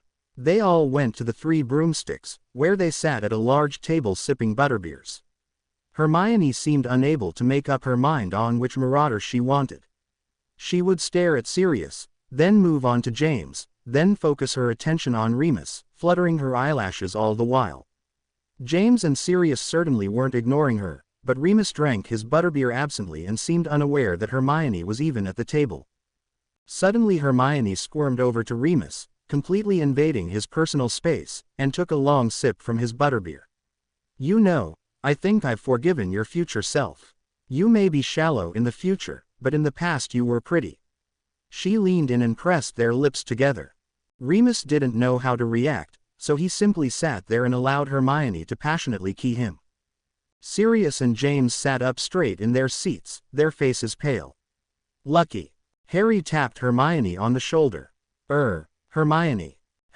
Hermione, you know you can't have a relationship with someone from the past. He's going to have to go back to his own time eventually. I don't care. Harry sat back and sighed. Oh, Harry, said Aurelia, I haven't key-ed you in approximately 20 seconds. She leaned over and key-ed him with her perfect lips and they were soon in a corner making out intensely. Well, that isn't fair, James complained. Why don't I get a girl? The door of the Three Broomsticks suddenly glided open with a whoosh, and someone entered gracefully and made her way over to the table. Her hair seemed to be multicolored, a blend of brown, red, and black. Her eyes were purple-orange and were framed in thick gold-silver eyelashes. She was breathtakingly beautiful. Hello, I'm Emerald Whisperwand. James's eyes were wide and his mouth was hanging open. He tried not to think any impure thoughts about such a perfect girl, but found it difficult. Hi. She glided over to James and took him by the hand. I can be your gorgeous love interest who tragically pines away and dies when you have to leave to go back to your own time. James grinned. I like the sound of that. He got up from his seat and the two of them went off together. Sirius was furious. What? James gets a beautiful girl, but I don't. Of course you do, Sirius, said a voice. Another lovely girl had emerged out of nowhere. Her hair was a vibrant, glossy, lustrous, sleek, shimmering, glistening, radiant, gleaming black, and her eyes were golden with hints of orange and green. She was just as beautiful as Emerald and smiled a ravishing smile at Sirius. I'm Vivia Sparklestorm. She key-ed Sirius on the mouth and drew him away into a corner. Ron sighed dramatically. I never get to have a girl. Join the club, muttered Peter. A couple of hours passed in which everyone was still in the Three Broomsticks, passionately keying. All except for Ron and Peter, of course, since no convenient Mary Sues had appeared to sweep them away. They could always just key each other. Or not. Peter idly picked at the loose splinters on his chair. I'm bored. Ron heaved a depressed sigh. Me too. I want to leave. He tapped Harry on the shoulder and his friend reluctantly broke away from Aurelia. Do you think we could leave? Peter and I are bored. But we're all having such a great time, cried Harry. I'm with Aurelia. Hermione is with Remus, and, wait, where did James and Sirius go? A couple of stunningly beautiful girls appeared out of nowhere. I'm sure the four of them are around here somewhere, Ron answered. I wonder what they're doing. Do we want to know what they're doing? Said Peter. Ron made a face. You're right, Harry, said Aurelia. My lips have been inactive for almost a minute now. They can't handle such an activity. There will be plenty of other times to key asterisk, Harry promised her. Ron and Peter want to leave, so I guess we'll have to listen to the crybabies. Crybabies, echoed Ron, his voice going high-pitched and squeaky. He clamped a hand over his mouth. Stupid squeaky voice. Crybabies, echoed Peter with a sniffle. Tears sprang to his beady little eyes. Why, you're mean. Harry tapped Remus on the shoulder. Let's go outside and find a shop to browse through. We can go to Honeydukes and trick Peter into eating cockroach clusters. He kept his voice down low so that Peter couldn't hear him. The little rat was too busy sobbing to hear anything anyway. Remus took his lips off of Hermione's. Okay, where are Sirius and James? Harry and Remus both stood up and pushed in their chairs, ready to search for their missing friends. They hadn't walked 10 feet, however, when Sirius suddenly showed up looking rather sad. Vivia Sparklestorm suddenly dropped dead when I told her that I was from the past and I couldn't take her with me. That's too bad, said Harry, unable to keep the relief out of his voice. Where's James? The girl named Emerald Whisperwand suddenly huffed out of a room looking angry about something. She was muttering to herself under her breath. What's wrong with her? Remus asked. James told her that she was going to be his backup girlfriend in case Lily turned him down, Sirius answered. Emerald wasn't too happy about that. A few seconds later, James appeared. Emerald, come on, you should feel honored to be a possible backup girlfriend for me. Emerald had disappeared, however. We're leaving, Harry told him and Sirius. We all decided that now would be good time to advance the pathetic excuse for a plot. Everyone then left the 3 broomsticks and strolled out into the street to do various wizardly things. Hermione pointed at something down the road. Hey look, Remus, it's you in the future. Really, said Remus. The modern Remus Lupin was strolling down the road with Professor Lavendella Midnight Shine. 16-year-old Remus set eyes on Lavendella and his mouth dropped open. Whoa, I get her in the future. I can't wait. Hey, who do I get in the future? Sirius asked. Harry looked away from Sirius and fidgeted slightly. Well, let's just say things are over before you get any opportunity. What's that supposed to be mean? Ron spoke up. It means you're going to die alone and single. What? I hate the future. What about me? Peter asked. Hey, let's go into Honeydew Caves, said Harry, hastily changing the subject. He really didn't feel like telling Peter about him and Lily, in case James became furious and killed Peter on the spot. Harry, Ron, Aurelia, Hermione, James, Sirius, Remus, and Peter all entered the candy shop. As Harry reached over and touched a box of fizzing Whizbees, a hazy, smoky figure suddenly rose out of the box. As the smoke cleared, the figure took on the shape of what looked Dobby, except the ears were smaller, the eyes were blue, and its voice was deeper. Harry Potter. Harry was very confused. Yes. Are you Harry Potter? Yes. Are you sure? Yes. Positive? Yes. Okay. The creature stared at Harry and scratched one of its ears. Harry Potter, today is a very important day for you. For I am Dobby's cousin, Bobby, Mwahaha. I didn't know Dobby had a cousin, said Harry. And how come you don't speak like ordinary house elves do? You know, the speaking in third-person thing. I am a genie house elf. I get to speak however I want. Bobby leaned in closer and his voice became serious. Harry Potter, today is your special, drastically important day. For this is the day in which I endow you with superpowers. He spread his arms in the air and was silent, for a dramatic effect. Harry stared blankly at him. Superpowers? Oh please. That's the lamest thing I've ever heard of. Yes, I know, which is why I am giving them to you. Bobby closed his eyes, hummed for a few minutes, and then snapped his fingers. A cloud of blue sparks erupted above Harry's head. What just happened? Harry asked. I gave you the superpowers, you fool. Now go off and use them for the good of mankind. Or be stupid and blow up the earth. I don't care either way. Now good day to you, Harry Potter. Bobby once again became shrouded in smoke, and began to fade away until he at last disappeared. What was that all about? Ron wanted to know. I don't know, said Harry.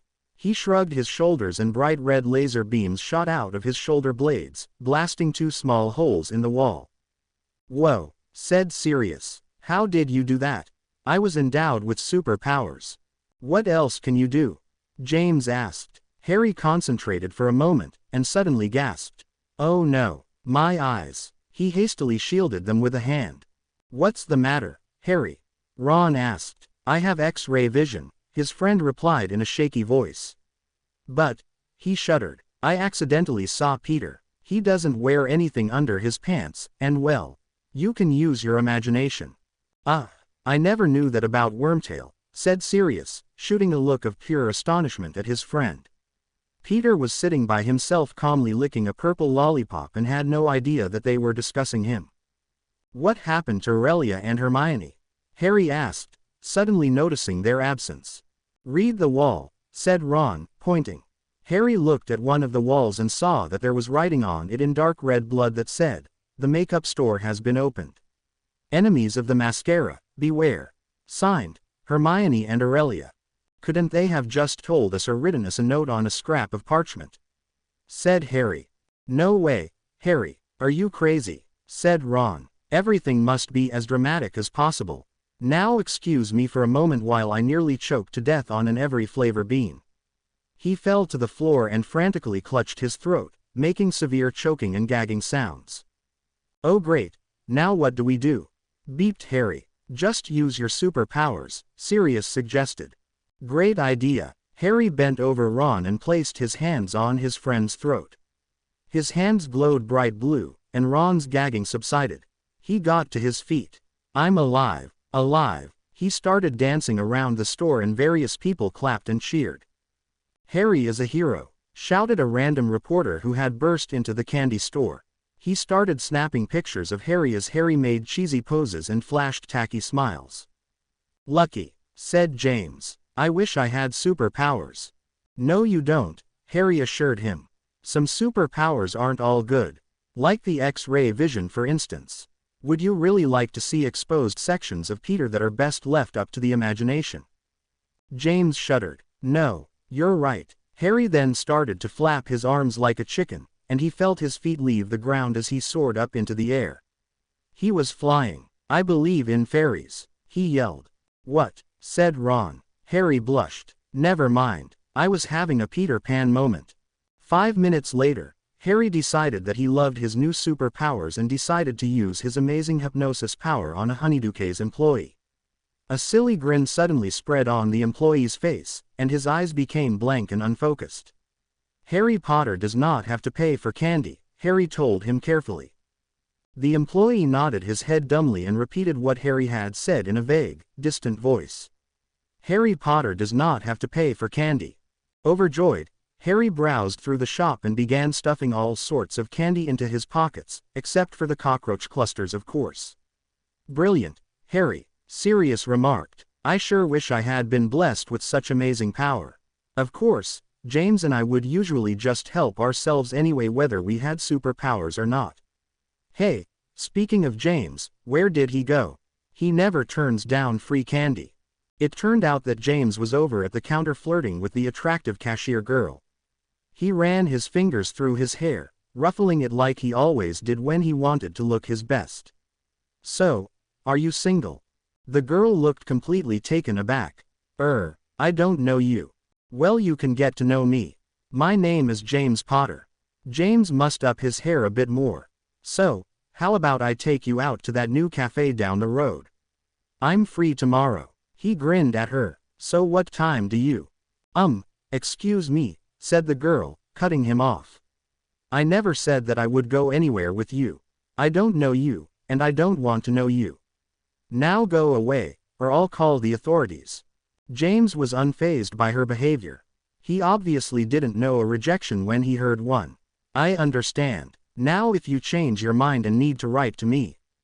I'm serious, she said. Now step away from this counter before I.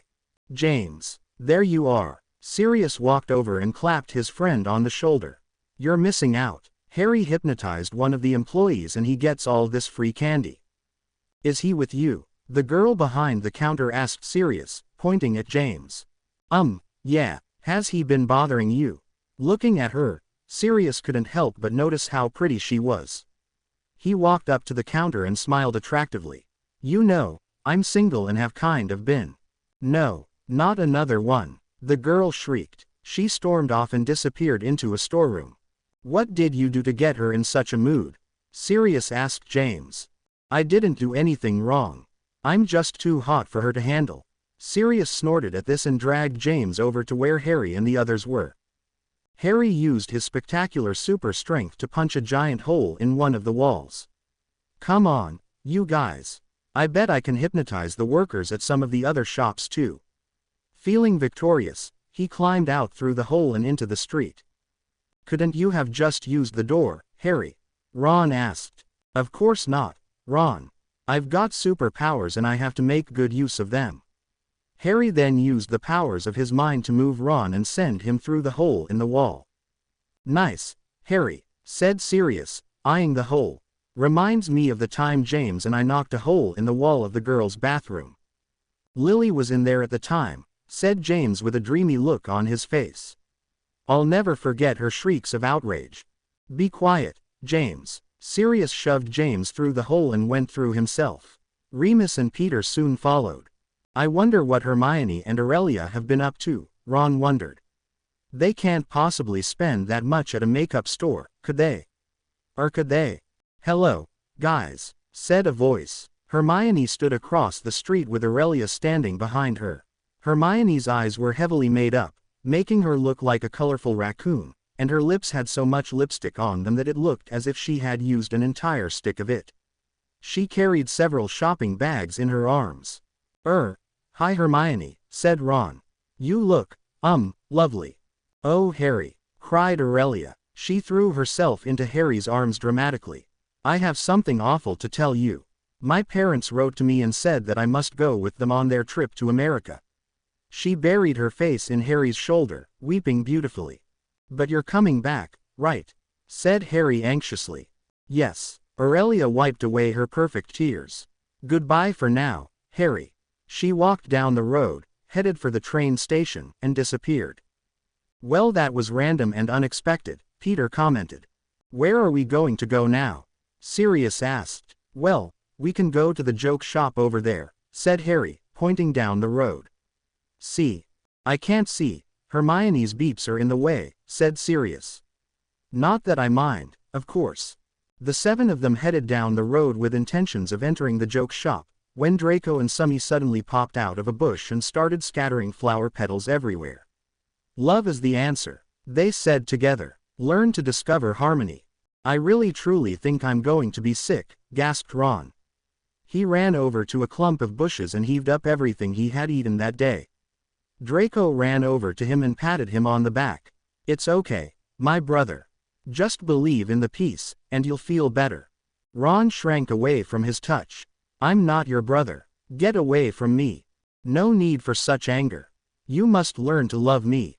Love instead of war. Yes, what he said. Said Summy. Peace and love. Sirius sauntered over to Summy, eyeing her up roguishly. I'll be willing to take part in the love, he said, winking at her.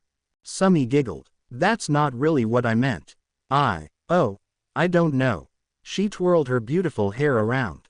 I am with Draco, you know. Sirius smiled. Do you really think that would stop me? James, who had been standing off to the side without any dialogue, suddenly noticed Summy and immediately appeared at her side. Why hello there. I'm James Potter and I'm very good with my wand. He grinned at her and rumpled up his hair. Get out of here, James. I saw her first, said Sirius. But you always get the girls. I do not. Yes you do. What's going on? Draco had heard the commotion and approached the three of them. Are you two fighting over Summy? She's my girlfriend, you know. He grinned at James and Sirius. But it's okay, my brothers. We can share the love. Excellent, said Sirius. He grabbed Summy and started keying her. James was tempted to whip out his wand and hex Sirius. That's not fair. Everything is fair, said Draco cheerfully. Don't be angry, be happy. You can key me if you want to. James looked revolted. Why would I do that? He quickly walked as far away from Draco as he could get, before he lost his temper and started jinxing him. All of a sudden, without warning, the sky started to become dark. Harry looked at his watch. Since when was it almost nighttime? That doesn't matter, Harry, said Ron. Things like that don't have to make sense. The more illogical, the better. As the minutes passed, it became darker and darker, and the moon shone brightly in the sky. Remus looked up at the sky and gasped with horror. Guys, I think the moon is full. Uh-oh, said Harry. A full moon means that Remus is going to transform into a werewolf. Everyone else screamed with terror and instantly began to panic.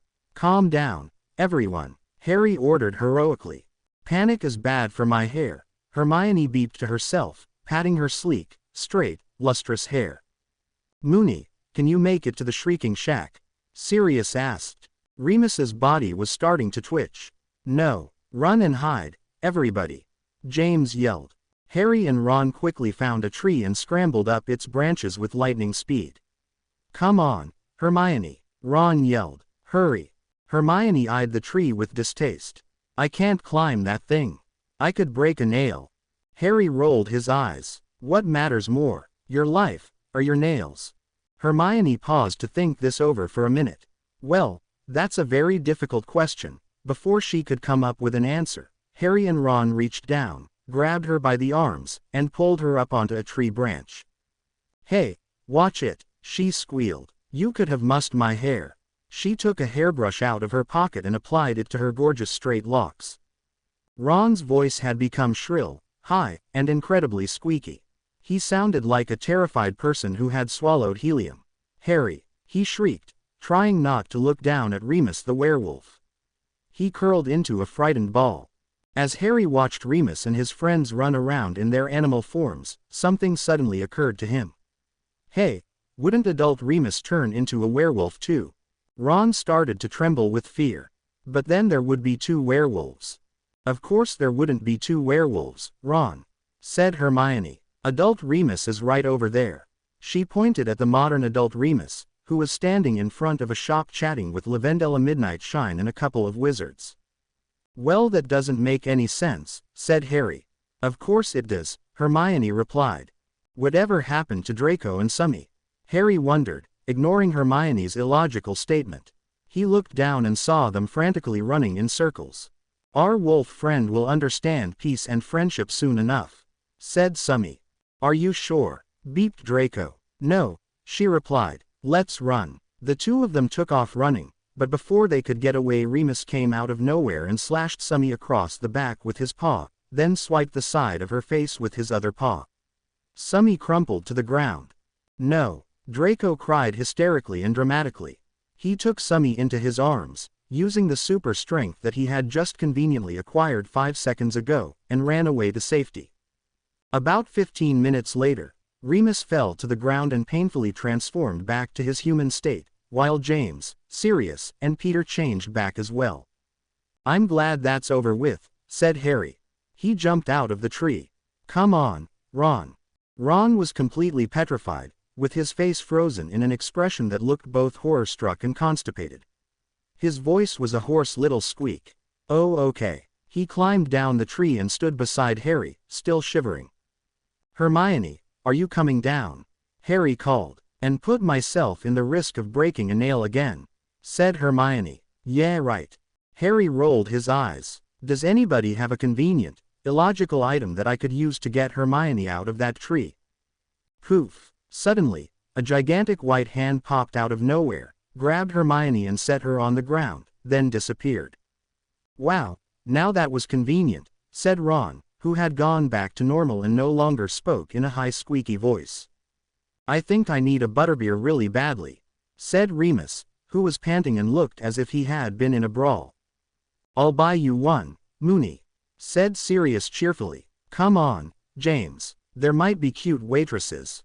He, Remus, and James left for the 3 broomsticks, and Peter, always the tag-along, followed behind. What should we do now? Harry asked Ron and Hermione. Let's stand around and do absolutely nothing to advance the plot, Ron suggested. Okay, Harry agreed. He suddenly gasped. Wait a minute, you mean there's a plot? Ron merely shrugged, and he, Harry, and Hermione found a large tree to stand under. While the trio stood around tediously, Draco decided that he would act like a fantastic dramatic hero. He cradled Summy's unconscious head in his hands. Oh, Summy, I blame myself. Why didn't we climb a tree? Why do we have to be tree huggers who believe that chopping, climbing, and abusing a tree in any way is wrong? He started to cry tragically and his tears rained down upon Summy's perfect face. Summy stirred and opened her eyes. Oh, Draco. Oh, Summy, you're alive. Oh, Draco, I almost certainly think there presumably could probably and most likely be a very large possibility of my being hurt. What are the odds of that? I will take you to the Hogwarts hospital wing, Draco promised. Since I am actually Harry's long-lost twin brother who was born of Lily Evans and Cornelius Fudge, some of his superpowers were also endowed to me.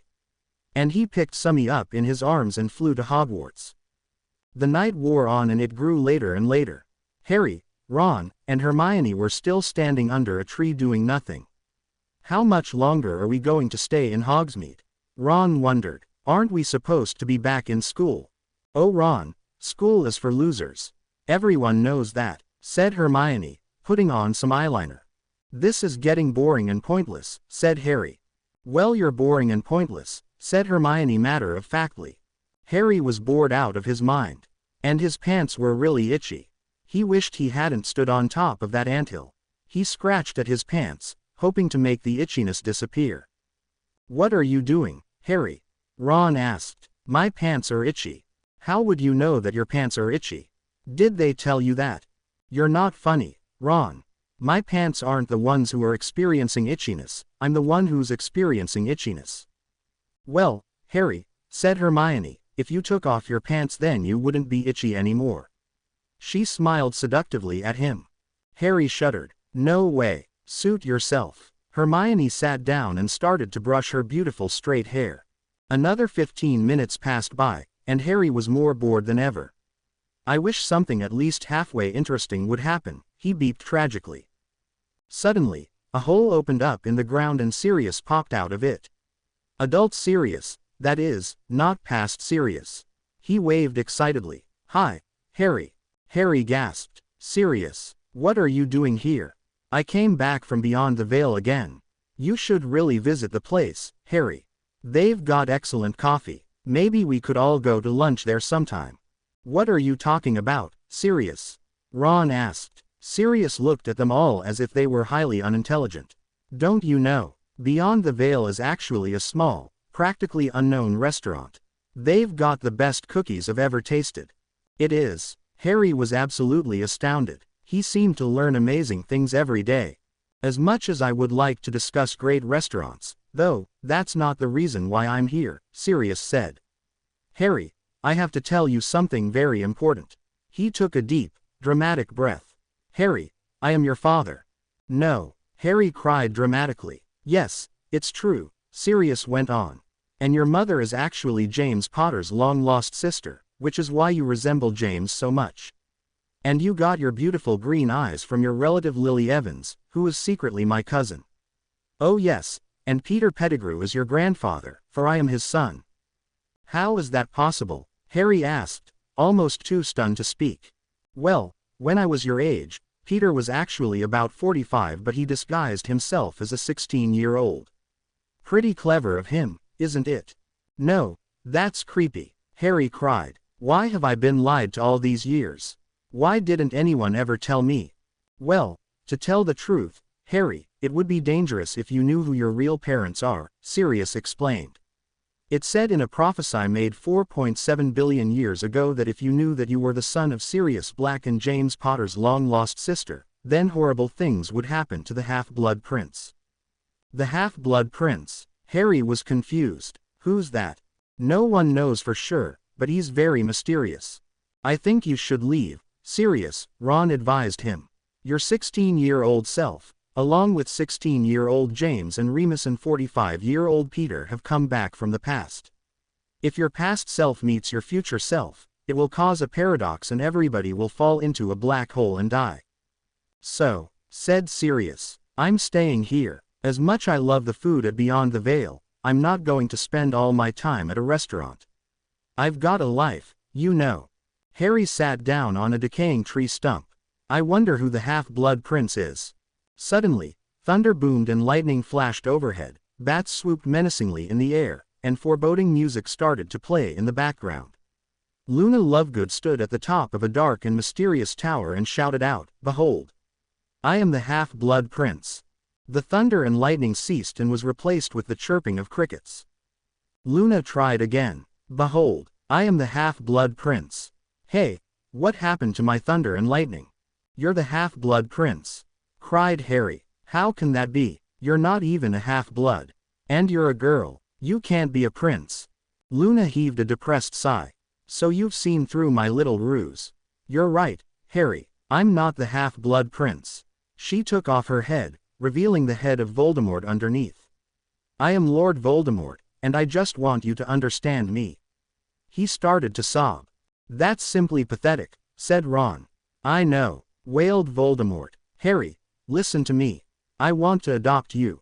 You can be Voldemort Jr. and have pretty stuffed animals and your own set of Muggle beeps." "How does that sound?" "You don't need to adopt Harry," said Sirius. "I am his father and he'll live with me." Voldemort gasped. "So you told Harry about the prophecy that was made 4.7 billion years ago?"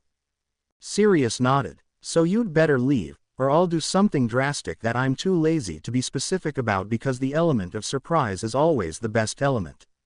It's even better than oxygen or copper or phosphorus. I don't know what in the world you're talking about, but I'll leave anyway." With a snap of his fingers, Voldemort disappeared. "Well, that was strange," said Harry. "So we don't know who the Half-Blood Prince is after all." "Actually you do, Harry," said Hermione, standing up. "For I am the Half-Blood Prince." "But you're a girl," Ron objected. Hermione sighed at him impatiently. "Ron, didn't you ever stop and consider the fact that the Half-Blood Prince could actually be the Half-Blood Princess who was merely posing as a prince?" "Well, no," Ron confessed rather shamefacedly. "Well, consider it now, honestly." "But Hermione," said Harry, "you can't possibly be the Half-Blood Prince, or Princess. You're not a half-blood. You're Muggle-born." Hermione smiled mysteriously. "Actually, only my mother was a Muggle. My real father, however, is actually." Everyone held their breath in anticipation. "Severus Snape." Gasped Harry. Squeaked Ron. "No, Ed, serious." Yes, Ed, Hermione." "Bloody hell," said Harry. "Then you really are the Half-Blood Prince, I mean princess." "No, I'm not," said Hermione. "I fooled you all. I don't know who the Half-Blood Prince is, and I don't care." She sat back down and looked at the pictures in a fashion magazine. Hermione couldn't bring herself down so low by reading, and so looking at the pictures was all she could do. Harry suddenly heard footsteps. "I think James, Sirius, Remus, and Peter are coming back." "Sirius, get out of here now." "Oh, fine," Sirius said rather sulkily. "See ya, Harry, I'll see you again soon." He snapped his fingers and disappeared. "Hey, Harry," said 16-year-old Sirius, who had just arrived with James, Remus, and Peter. He shoved something into Harry's hand. "I got you a butterbeer." Harry happily began sipping on his butterbeer, while Hermione anxiously patted her hair. "You know what," she said, "I really need to get back to Hogwarts so I can take a shower." "You took a shower before we left," Ron pointed out. "Yes, but I need another one. I've only showered 7 times today." Hermione's face contorted with rage. 7 times isn't enough. She dropped her magazine and stood up in a dramatic manner.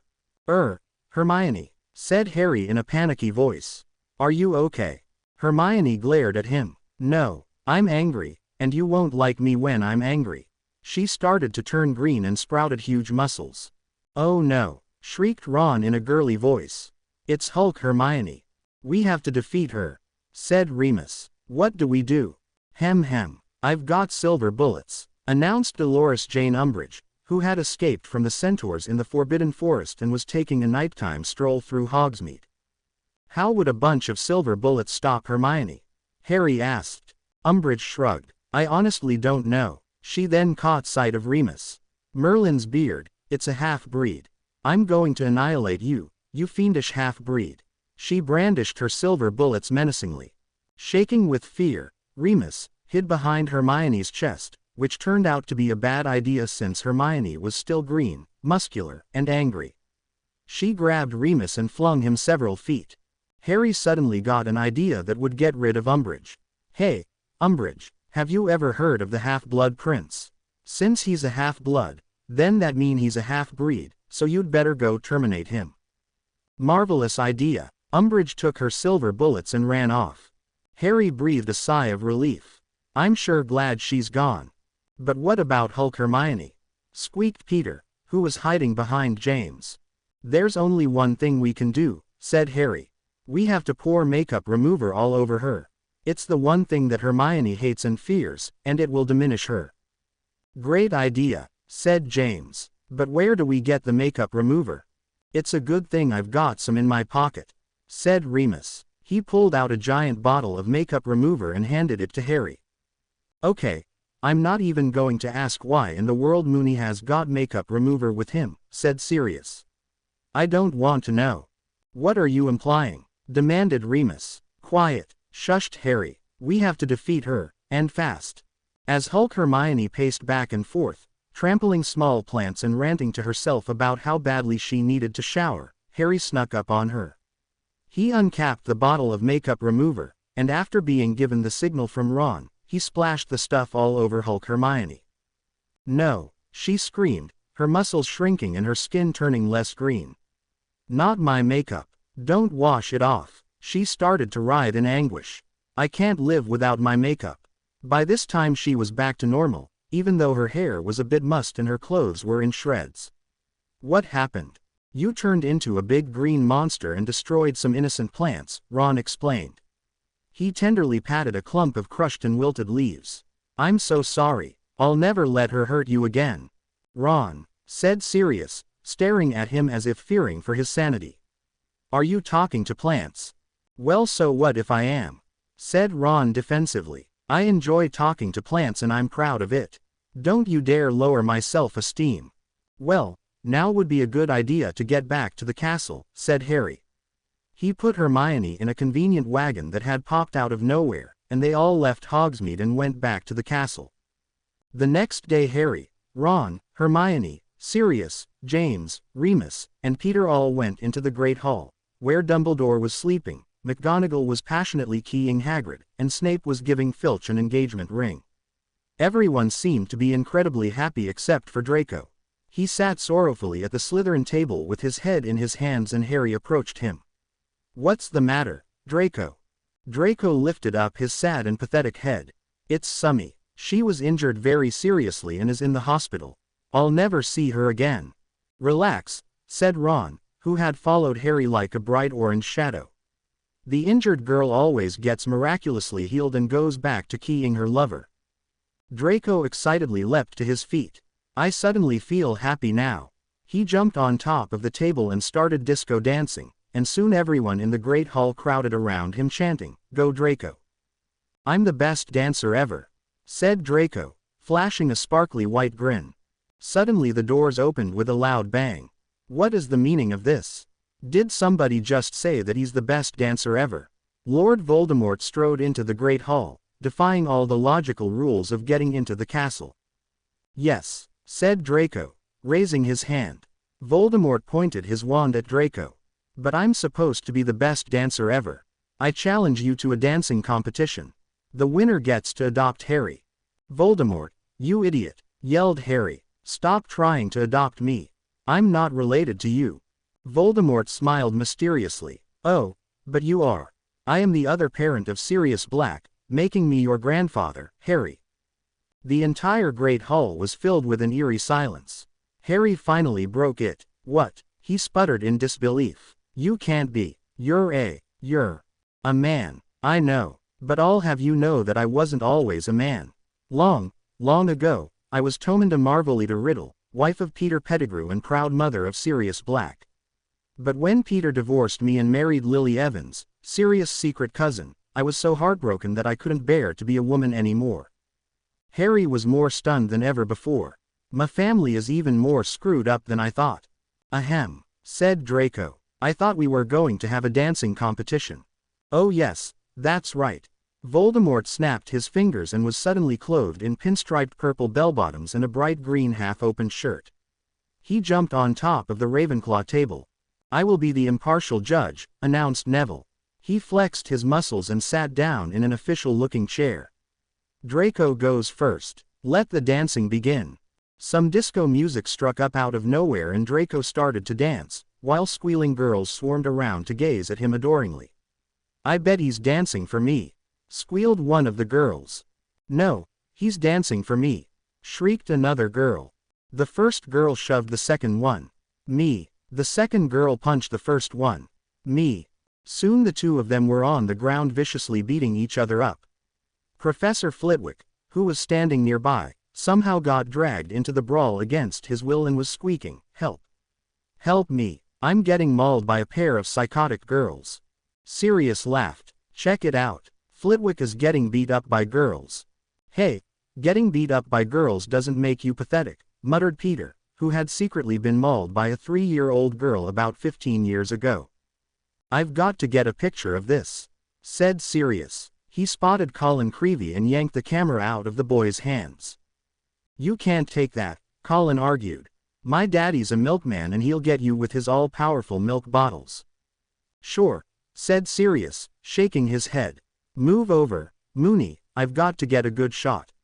He got up close to the beeply fighting girls and the increasingly bruised and terrified Flitwick and snapped about 10 pictures. Excellent, said James. We can put them up all over the school. Sirius pocketed the camera and told Colin, I'll give you your contraption back as soon as I get my photos, okay? Colin nodded his head, though the little twerp was actually seething with anger. The music ended and Draco finished up his dancing with his most spectacular dance move. The audience went wild. The two fighting girls stopped hitting each other and started to cry. It's over. A very beat up, very dazed Flitwick staggered away and collapsed in a tiny heap. Draco grinned. Beat that, Voldemort. I will, said Voldemort. Excellent job, Mr. Malfoy, said Neville, writing down Draco's score. Now it is Voldemort's turn. Let the dancing begin. Once again, music blasted from an unknown source and Voldemort started to dance. He was just as good as Draco and the skillful twirling of his purple bell-bottoms was an added bonus. He finished with a dramatic flourish and the audience went wild again. Good for you, Mr. Voldemort, said Neville. He wrote down Voldemort's score and stood up. Ladies and gentlemen, I will now announce the winner of this dancing competition. Despite the fact that Voldemort put forth his best effort, I must congratulate Mr. Malfoy as our proud winner. Draco smiled and did a complicated leap in the air. Yes. Voldemort was absolutely stunned. I lost. I actually lost to some shiny-haired kid who dances like a possessed ferret. What in the name of Merlin's high heels is going on here? Too bad, Voldemort, said Draco. I won, which means that I get to adopt Harry. He ran towards Harry with a teddy bear in one hand and a baby rattle in the other. Come to your new daddy, Harry Worry Bear. That was disturbing, commented Remus. And I've got pictures of it, said Sirius, waving Colin's camera around excitedly. Suddenly, adult Sirius walked into the Great Hall. Hi, everyone, how's it going in the hood? He suddenly caught sight of 16-year-old Sirius and started gasping like a fish out of water. Uh-oh, said Ron. We're all doomed. Since adult Sirius had seen past Sirius, everybody then fell into a giant black hole and died, just as Ron had predicted. Luckily, Harry used his ultra-amazing superpowers and rescued everybody, restoring the universe so that everything was back to normal. Except things were never normal in the first place. Dumbledore stood up as everyone was eating dinner in the Great Hall. Everyone, I have an announcement to make. I have decided to introduce a new school activity called inter-house bonding. However, before I make the activity official, I have selected a couple of guinea pigs to test it out on. I pulled 2 names out of a hat, and the 2 people are Draco Malfoy and Hermione Granger. Draco spat out his pumpkin juice, spraying Goyle right in the face. What? Hermione dropped her mascara and it landed right in her soup. What? That's right, said Dumbledore with a chuckle. Mr. Malfoy and Miss Granger have to stay in a one-room dormitory for 5 days. But why? Beeped Hermione. The headmaster smiled. Because putting you two in a situation in which you're forced to be in each other's company for a period of time is completely unoriginal. He's right, you know, said Ron, trying to comfort Hermione. She glared at him. I can't believe I'm stuck with the mudblood, Draco muttered. While chaos and turmoil erupted throughout the Great Hall, Remus poked Harry in the shoulder. Hey, Harry. What? Said Harry. Since modern adult Remus and I are both in the same room, he's probably spotted me by now. Wouldn't we all fall into a black hole again? Of course not, said adult Remus, standing up with an insane cackle. For I am not Remus Lupin. I am the Half-Blood Prince. Gasp. Everyone gasped. The real Remus Lupin is in his office with Professor Midnight Shine, said the Half-Blood Prince. That's best left up to the imagination. Now I've got to leave to take care of some important business involving half-baked chocolate chip cookies. The Half-Blood Prince left the Great Hall and disappeared. Well, that was odd, said Ron. No, it isn't, Ron, Hermione insisted. Now if you'll excuse me, I'd better go move all my things into the dormitory I'll be sharing with Malfoy. She got up and walked away. Harry stared down at his plate of potatoes. Well, this is pointless. I'm bored out of my mind and I'm stuck with Ron and Peter on either side of me. Well, this is boring, said Ron. That's what I just said, said Harry, offended. You can't steal my lines, you sidekick. You say I'm a sidekick like it's a bad thing, cried Ron. Actually, it is, said Blaise Zabini, who had suddenly appeared next to Ron and for some weird reason had long hair that fluttered and curled attractively. Harry and Ron stared at him in shock. Didn't you just have short dark hair a little while ago? Harry asked him. Blaise giggled. I have the ability to be either gender, remember. I've decided that I don't want to be a boy anymore and so now I'm a girl. Well then what about Ginny? Ron asked. My sister isn't going out with another girl, is she? Blaise shook her head. No, we broke up as soon as I told her I no longer wanted to be a boy. She got up from her seat and sat down next to Neville. Hello, there, she fluttered her eyelashes. Neville stared at her and struck a couple of athletic poses. Hi there, gorgeous. They were soon in a corner making out passionately. That's interesting, said Ron. Well then who is Ginny going to go out with? Ginny suddenly appeared and sat down next to Ron, huffing angrily. I can't believe Blaise would actually change her, gender. We were so happy together. Oh well, I'm sure some incredibly hot exchange student boy will come to replace Blaise. She then got up and walked away. Ron, do you sense any foreshadowing? Harry asked. No, why, never mind. Well, if there was any foreshadowing, Ron said, then the thing that is being foreshadowed will most likely not show up until at least another chapter. Does that console you? No, not really. Ron set down his fork. You know, I wonder what Hermione's up to. And Draco too. He left the Great Hall just a minute ago. Harry shrugged. I don't know. Meanwhile, Hermione was in her new dormitory, arranging her hair products, makeup, tight-fitting clothing, and various other Hermione-like objects. Just as she was categorizing her shampoo collection, the door opened and Draco Malfoy strode in. He stopped and stared at her. What are you doing here, Granger? Oh my God, Hermione cried, startled. What are you doing here? I live here now, said Draco. Well, so do I. Draco sat down upon his new bed and watched Hermione sort her shampoo, while Hermione looked up at him seductively. Did you know that I hate you? She purred. I hate you too, he said dreamily. You're a mudblood. He said a naughty word. Said a voice from just outside the door that sounded suspiciously like Peter's. Seconds later a loud smacking noise could be heard. Shut up, Wormtail. I bet everyone in the castle can hear you. Draco stood up in alarm. What was that? Hermione shrugged her shoulders and opened up one of her teen girl magazines. How to Get Him to Love You Back, page 17. Draco strode over to the door and wrenched it open. Standing outside were Peter and Sirius, looking extremely guilty. What were you two doing? Draco demanded. We're door-to-door salesmen, said Sirius, thinking fast. He pulled a pair of pink underwear decorated with little sheep out of Peter's pocket. Want to buy some undergarments? Draco slammed the door in his face.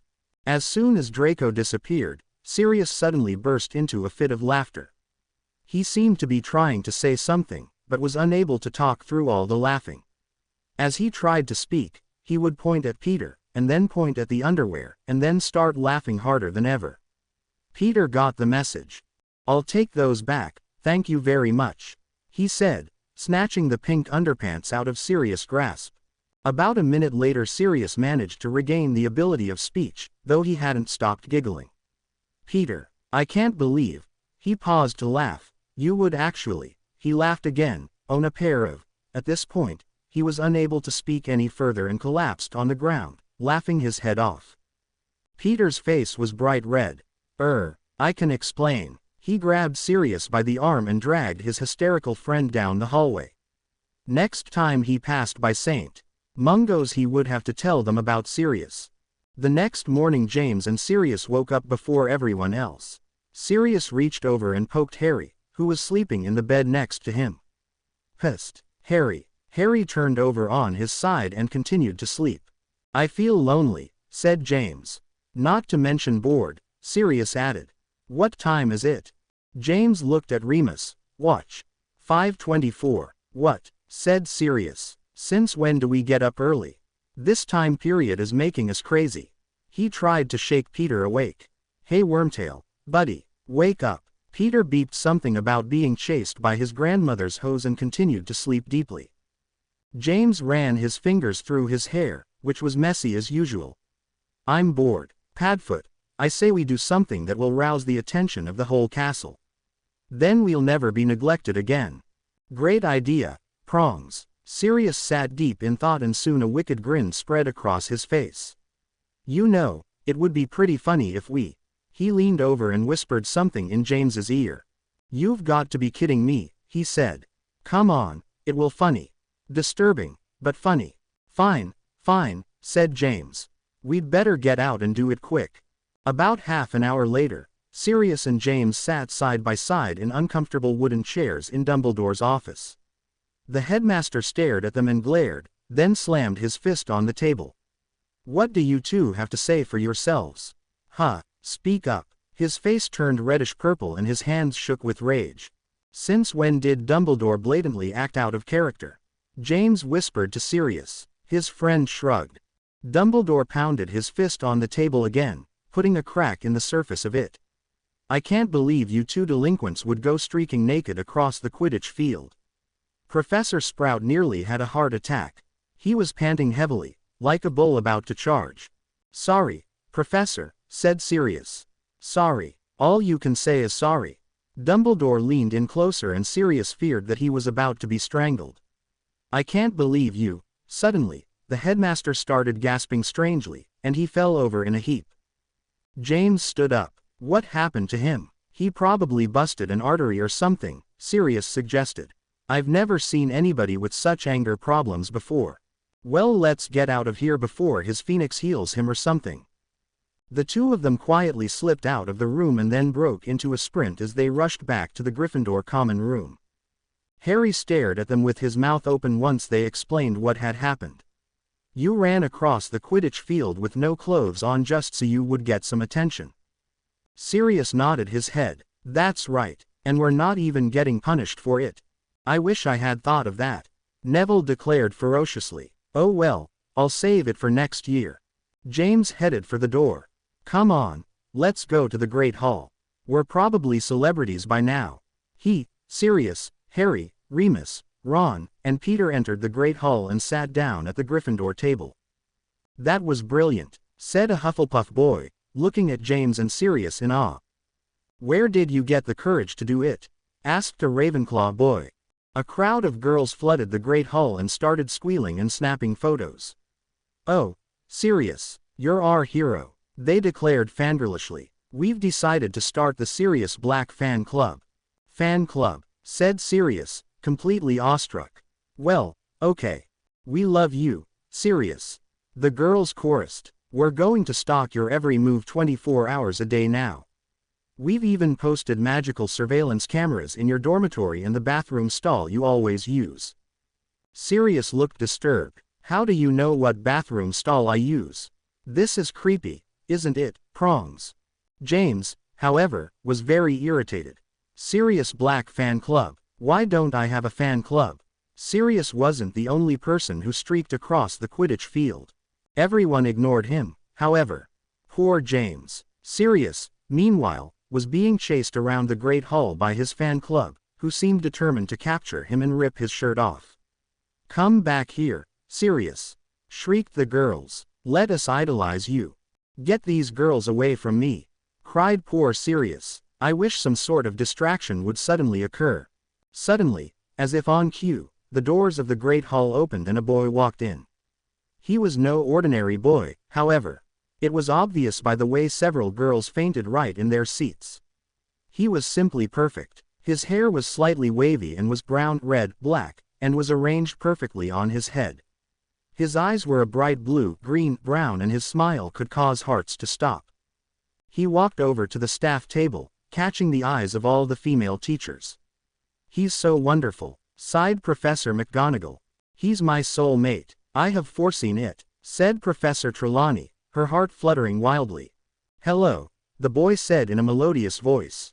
I'm Dylan Velvetmist, an exchange student from America. Why hello, gorgeous, said Dumbledore. I mean, welcome to Hogwarts. Putting you through the sorting ceremony will be completely unnecessary, as my newly acquired psychic powers tell me that you're a Gryffindor. All of the Gryffindor girls cheered, and the girls from Ravenclaw, Hufflepuff, and Slytherin all burst into tears. Dylan sat down at the Gryffindor table and all the girls immediately started fighting over who got to sit by him. A few girls ended up with black eyes or broken noses and had to go the hospital wing.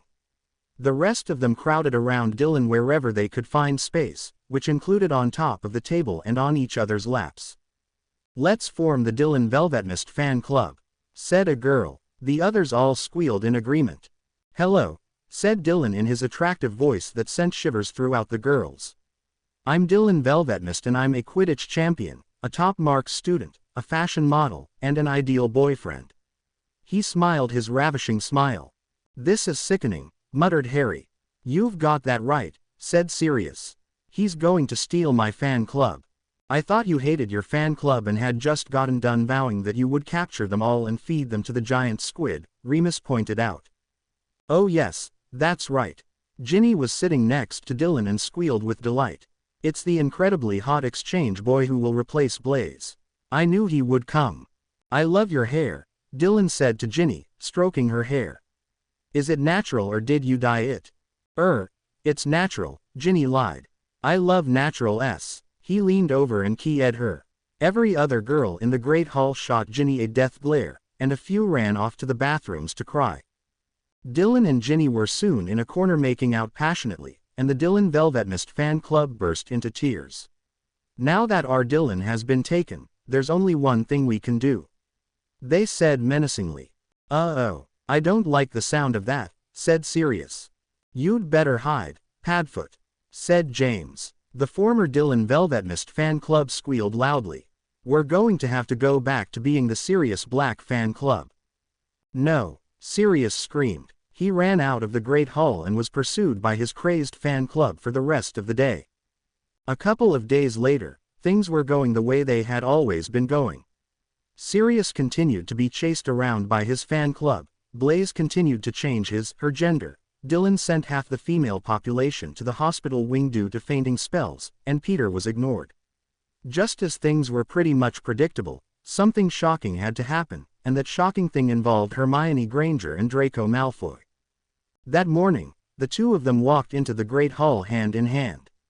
Harry nearly vomited, and Ron actually did. What the hell is going on? Neville demanded. Is the apocalypse going to arrive already? Hermione and Draco, who both had sickening smiles on their faces, walked over to the Gryffindor table. Hey, Harry, hey, Ron, said Hermione cheerfully, tugging down the neckline of her bikini top for Draco's benefit. Ron refused to look at her. Harry turned red and had some difficulty getting his voice to work. Yeah, hi. Why is she with that Slytherin moron? James whispered to Harry. Harry merely shrugged. Hermione giggled girlishly. Come on, Draco, let's go to your table. Draco nodded at her quite sappily and allowed her to walk them over to the Slytherin table. Ron, who had regained the will to speak, clenched his hands into fists and gritted his teeth. I am going to kill her. I swear. Sirius suddenly arrived rather out of breath. His crazed fangirls had been stalking him yet again and he had to make a quick run for it before they could get a hold of him. What's going on? See for yourself, said Harry, pointing at the Slytherin table. Hermione and Draco were gazing into each other's eyes with silly smiles on their faces. Was all Sirius managed to say. I sure hope somebody secretly gave them love potions or something, said Remus. This can't be real. You're just jealous because Hermione got over you, said James. I dare you to go talk to them, Harry, said Sirius. No way, said Harry. Why don't you do it? Because I'm not stupid. Sirius gave Harry a little shove. Go on. I want to know what happened and how in the world something so horrible could have occurred. All right. Harry got up from his seat and trudged over to the Slytherin table. Soon he was standing right behind Hermione and Draco and cleared his throat. Hermione and Draco both turned around. Oh, hi Harry, said Hermione. Hermione, can I, talk to you? said Harry. Just for a moment. Sure. Hermione got up from her seat, gave Draco a quick key asterisk, and walked off with Harry. She ran her fingers through her brilliant straight hair. What is it? Hermione, since when are you, friendly with Draco Malfoy? Oh, she giggled loudly. Well, you see, it's kind of a love-hate thing. When Dumbledore put us in that dormitory together, at first we didn't get along but gradually bonded until we became lovers. Isn't that so typical? Yeah, I guess. Well, I've got to go now. Harry left her and sat back down between Remus and Sirius. Well, Sirius asked expectantly. Harry repeated what Hermione had told him. Wow, I honestly never saw that coming, said Ron, completely shocked. Who would have thought that they would bond through spending time together? That's the most original thing I've ever heard of. Harry was about to speak, but Dumbledore suddenly stood up and called for the students' attention. 77 years ago, I have a dream, nitwit blubber oddman tweak, for never was a story of more woe than this of Juliet and her Romeo. What? Chorused the students. That was just my pre-speech, Dumbledore explained. Here's the real one. We are going to have a ball here at Hogwarts, just like we did 2 years ago. Isn't that so unexpected? Make sure you have dress robes, and if you don't, then you can go to the ball naked. Hey, Dylan, a random girl said to Dylan Velvetmist. You don't have any dress robes, do you? She looked hopeful.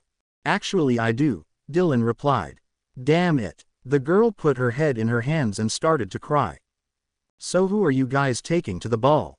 Ron asked. I'm going with Sirius, said a member of the Sirius Black fan club. No, I'm going with Sirius, said another girl in the Sirius Black fan club. You're both crazy, said yet another Sirius Black fan club girl. I'm going with Sirius. I love him more than you do. I even have a shrine dedicated to him. I even have his name tattooed all over my body. I even found a guy who could marry him to me against his will. Sirius sank down lower in his seat and tried to hide behind a pitcher of pumpkin juice. I think I'll hide until this ball business is over. I bet I know who Hermione's going with, said Ron darkly. He cast an evil glare at the Slytherin table. I'm not sure if any of us will be able to go with anyone, said Harry, since all the girls are trying to go with either Sirius or Dylan. About 2/3 of the girl population of Hogwarts was crowded around Dylan's end of the Gryffindor table, begging him to go to the ball with them. Dylan smiled his sweet smile at them. I'm sorry, but I'm going with Ginny. What? The girls screamed. Our lives no longer have any purpose. Note to self. Kill Ginny Weasley, a random girl muttered to herself. I'll be your accomplice in murder, said the girl next to her. James stood up on top of the Gryffindor table. Hey, girls, since you can't have Dylan, there's always me. He smiled his say-wiest smile and undid several buttons on his shirt. Who could possibly resist this? James, sit down. You're making a fool of yourself, said Remus. No, I'm not. I'm trying to get these silly girls to worship me. Watch, next thing you know, they'll all be getting into a major catfight over me. The girls all opened their mouths and started to squeal, meaning that they had spotted their prey and were ready to chase him. James grinned. They'll be after me now. Sirius, come to us, you thing. The girls screamed. Sirius gave a shriek of terror and sped out of the great hall, but unfortunately he was followed by a massive pack of girls. Apparently his fan club had just increased in size. James's mouth was open in complete and utter shock. But I'm James Potter. Everybody wants me. No, everybody wants Sirius, said Peter. And I don't blame them. Remus stared at Peter. What exactly did you mean by that, Peter? I didn't mean it that way, you sick people, said Peter, bursting into tears. Everyone jumps to conclusions all the time. What's the dress robes situation? Dumbledore wanted to know. Does everybody have a pair? Harry raised his hand in the air. Mine are as green as a fresh pickled toad. Draco stood up. Mine are as dark as a blackboard. I wish they were mine. They're really divine, but there's something I cannot afford, said Ron piteously. He put his head in his hands and started to sulk. Everyone was suddenly interrupted by a loud scream, which was followed by a voice yelling, No. Not my clothes. Don't take my clothes off. You can't. Remus started to laugh. I think Sirius fan club is still after him. James shrugged. Oh well, he'll survive. I hope. Later that day, everyone was gathered in the Great Hall for dinner. Dumbledore stood up and smiled enthusiastically at the students. My inter-house bonding idea actually works. Just look at Mr. Malfoy and Miss Granger for example. He pointed at Draco and Hermione, who were passionately making out in a corner. Ron started to cough and vomited up his dinner. Mr. Weasley, I am ashamed of you. Dumbledore barked angrily. Get out of my sight and think about the dreadful sins you have committed. Ron was more than happy to get up and run out of the Great Hall. Dumbledore continued with his announcements. Furthermore, I have decided that the ball is going to be tomorrow. Or maybe in 2 days. Or maybe tomorrow. I haven't quite decided yet. I'll let you know tomorrow. Of maybe the day after that. Have you found a date for the ball? James asked Harry. Harry shook his head. Nope. I was going to ask Hermione, but she's going with Draco. So then I was going to ask Cho Chang, but she's going with Filch. And so then I was going to ask Pansy Parkinson, but she's going with Hagrid.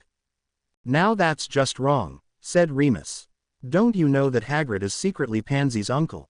Gasped. Harry gasped. I never knew. It's true, said Neville, nodding his head. Hagrid's half-brother Grop is Pansy's father. And Crabbe and Goyle are her sisters. Sisters, said Harry. Yes, said Neville, looking at Harry as if he had only half a brain cell. Crabbe and Goyle had say changes yesterday. Didn't you know that? No, said Harry, his eyes filling up with tears. Nobody ever tells me anything. Who are you taking to the ball, Padfoot? Peter asked Sirius. Sirius beeped and hid behind a newspaper. Please don't talk about that. I'd prefer to completely forget about my date. So you do have a date, said James. Who is it? Earlier today, I was being auctioned off as a ball date. Can you believe that? I was an auction item.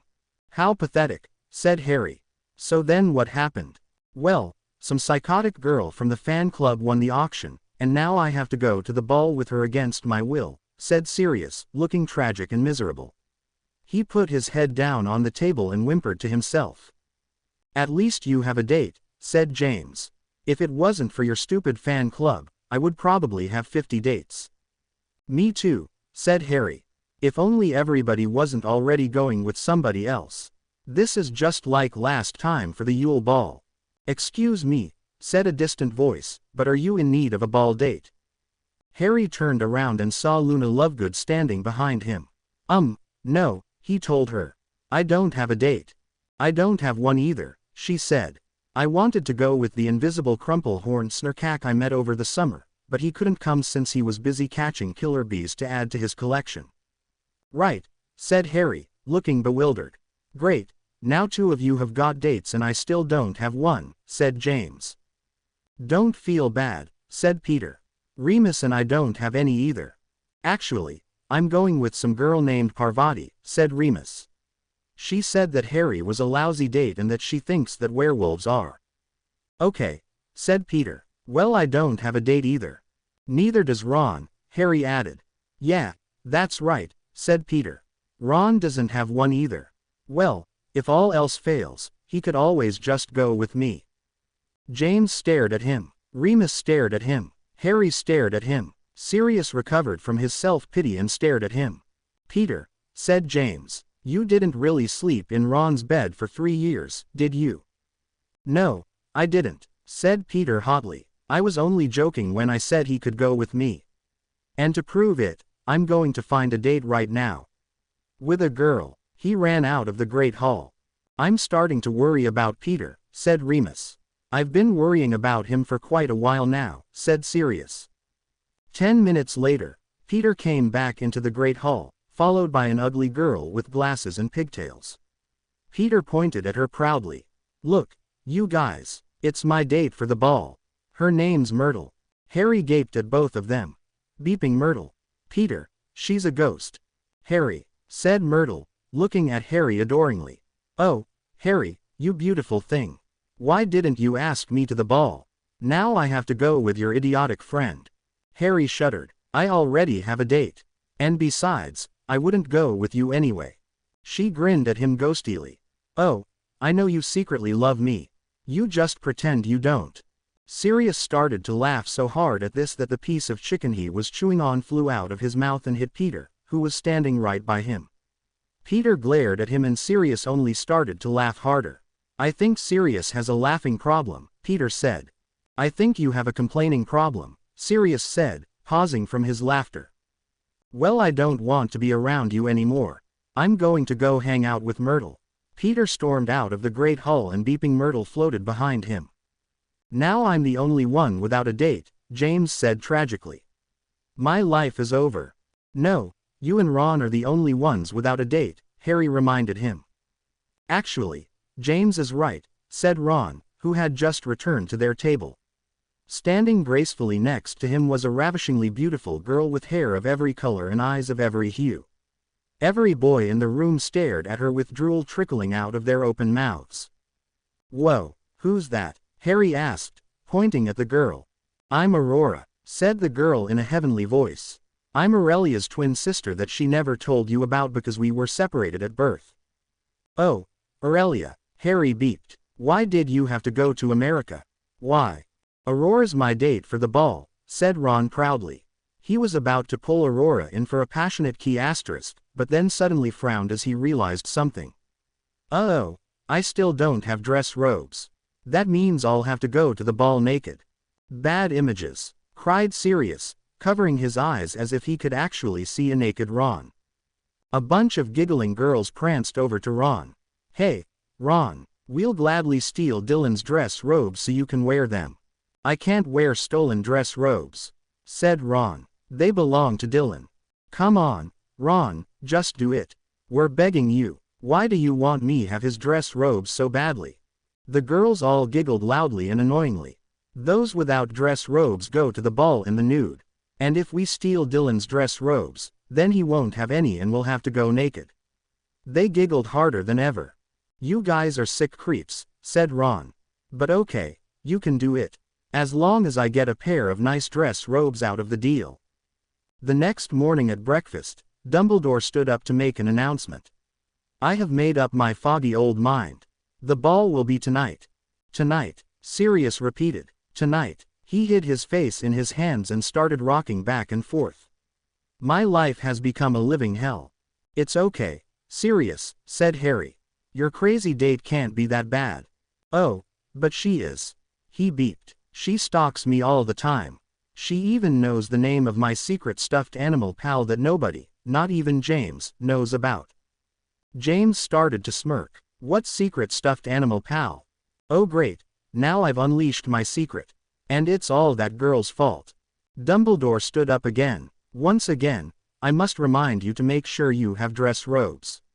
I have to keep reminding you repeatedly because some people just don't get it. You really will have to go to the ball naked if you haven't got dress robes. I've got dress robes, but I still don't have a date, James said mournfully, wallowing in a massive amount of angst. Nobody loves me. I'll go with you, said Aurora, throwing her arms around him. Be-oot Aurora, you're going with me, sputtered Ron. Aurora didn't hear him, as she was passionately making out with James in a corner. A few minutes later, Dumbledore stood up yet again. You may all get ready for the ball now. It starts in more than 10 hours, but that doesn't matter, for Miss Granger needs at least 10 hours to do her magnificent hair. You are excused, Miss Granger. Hermione smiled at him, gave Draco a key asterisk, and skipped out of the Great Hall. Everyone else followed her and went to get ready. I don't have a date, Ron whined pathetically. This is even worse than not having dress robes. Are you in need of a date, my good Weasley? Said Draco, appearing at Ron's side. I can help you there.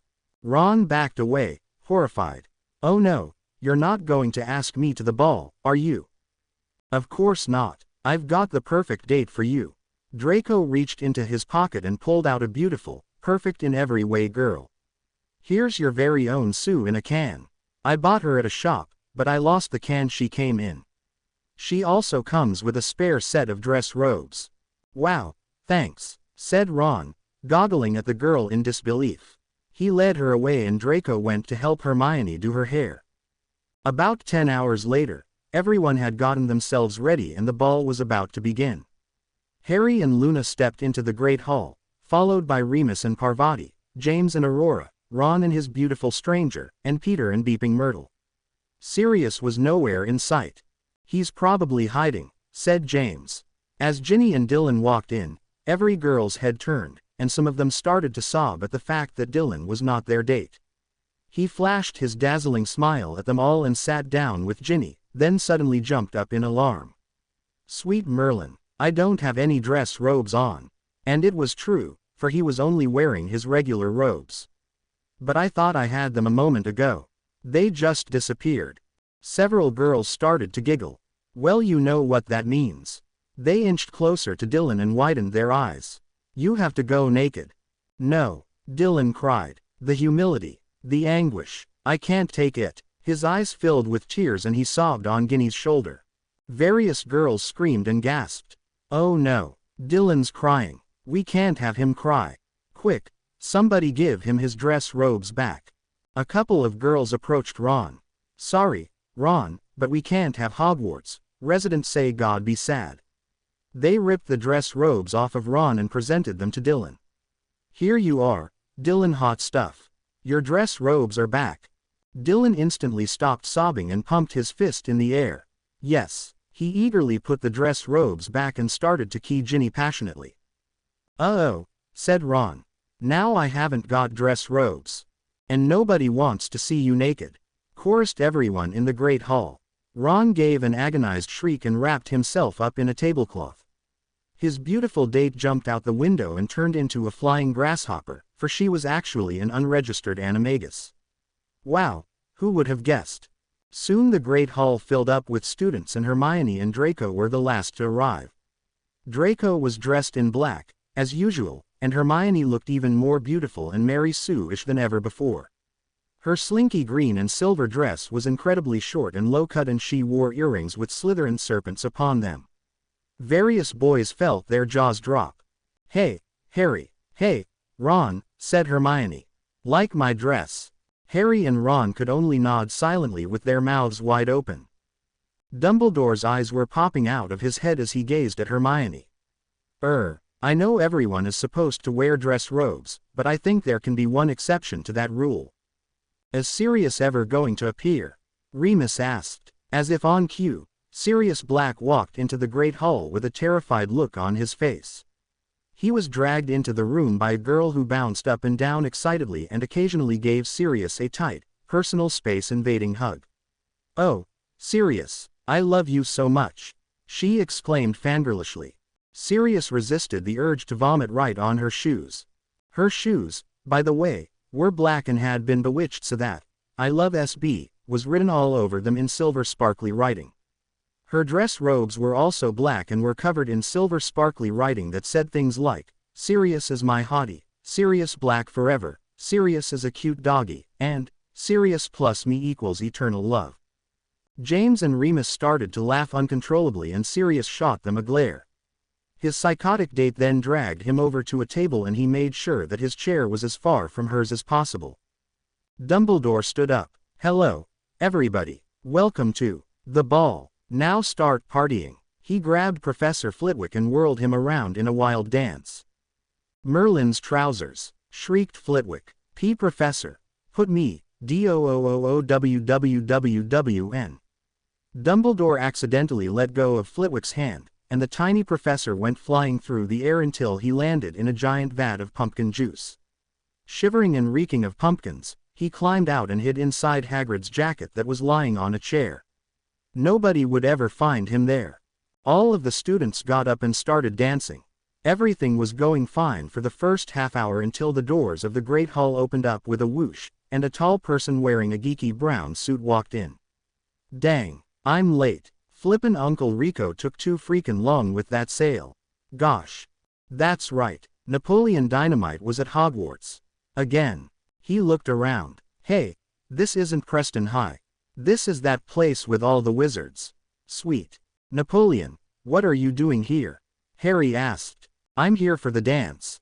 What do you think?" "Oh, well, You can dance with Luna for a little bit." Harry let go of Luna's hand, sat down, and breathed a sigh of relief. At least he was given an excuse to stop dancing. Napoleon went over to Luna and they started to dance. "I've caught you a delicious bass," he said. "I like bass," Luna said. "It tastes good with roasted nargles." "Nargles," said Napoleon. Luna explained to him. "Sweet," he said. "Have you ever heard of a liger?" "Ooh, yes," said Luna excitedly. "It's kind of like a lion and tiger mixed and is bred for its skills in magic. My dad and I have been trying to find one for years." "So have I," said Napoleon. "But I can't find one." "Gosh. Why aren't you dancing, Harry?" Neville asked. He had already danced with several girls and needed to recharge his dancing energy. "My date is dancing with that weird Napoleon guy over there," said Harry, pointing. "Don't ever talk to him. He's really nutty and keeps going on about ligers." "What's a liger?" Neville asked. Harry shrugged. "I don't know. I think it's some weird animal. The father's a tiger and the mother's a lion or something." "No, you're thinking of a tigon," said Napoleon, who had overheard. "They're completely stupid and they reek like poo." Okay," said Harry. Another half hour went by, and the students continued to dance. Harry continued to sit, and Professor Flitwick continued to hide in Hagrid's jacket. The jacket was starting to smell like someone's socks, but Flitwick didn't mind. "This ball is boring," said Harry with a sigh. "Then let me make it more interesting," said a sinister voice, causing everyone to scream in a ridiculously dramatic manner. Floating high up in the ceiling was none other than Lord Voldemort.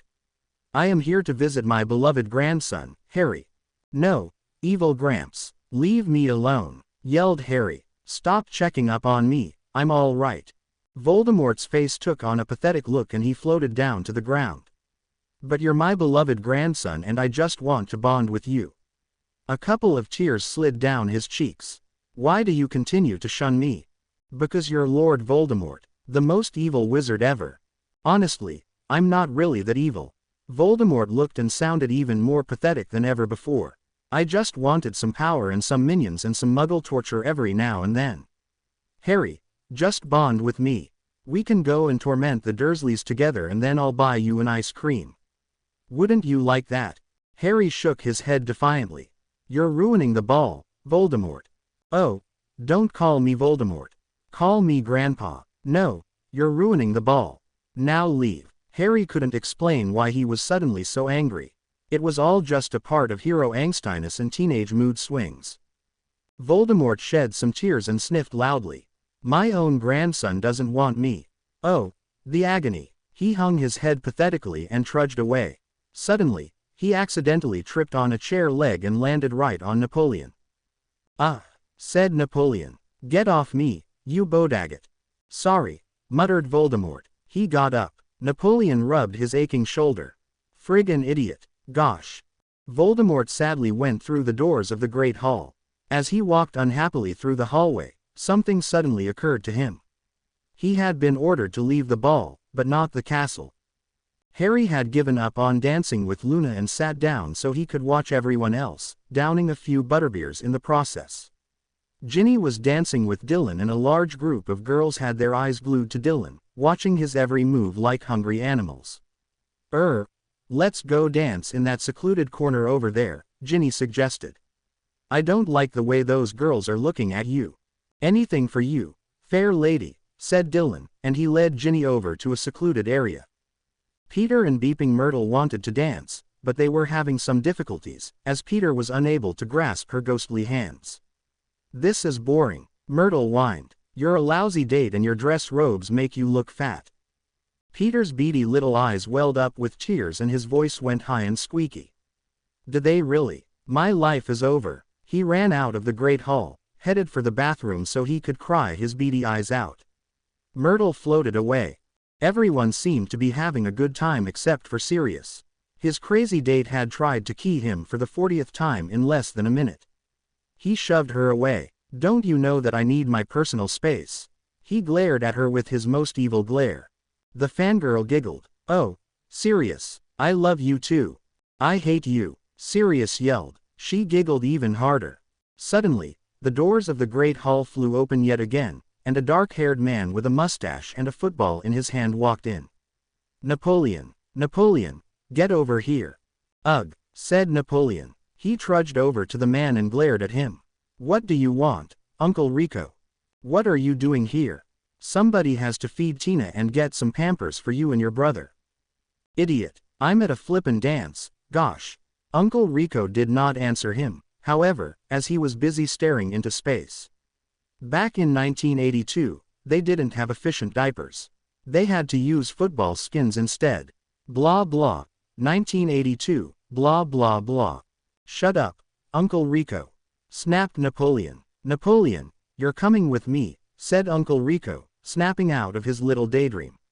And grab some of that steak for me, he added, pointing at a plate full of steak that a Slytherin student was eating. Napoleon walked over to the table, grabbed the steak, and handed it to his uncle. The Slytherin student started to cry. I've been robbed by the steak burglar. Woe is me. Uncle Rico put the steak in his pocket and took Napoleon by the shoulder. Come on, your brother's waiting in the van. The two of them walked away and disappeared. That was strange, said Harry. And how did those two get in here anyway? Meanwhile, Voldemort was wandering the halls of Hogwarts. There had to be a bathroom around somewhere, but he just couldn't remember where it was.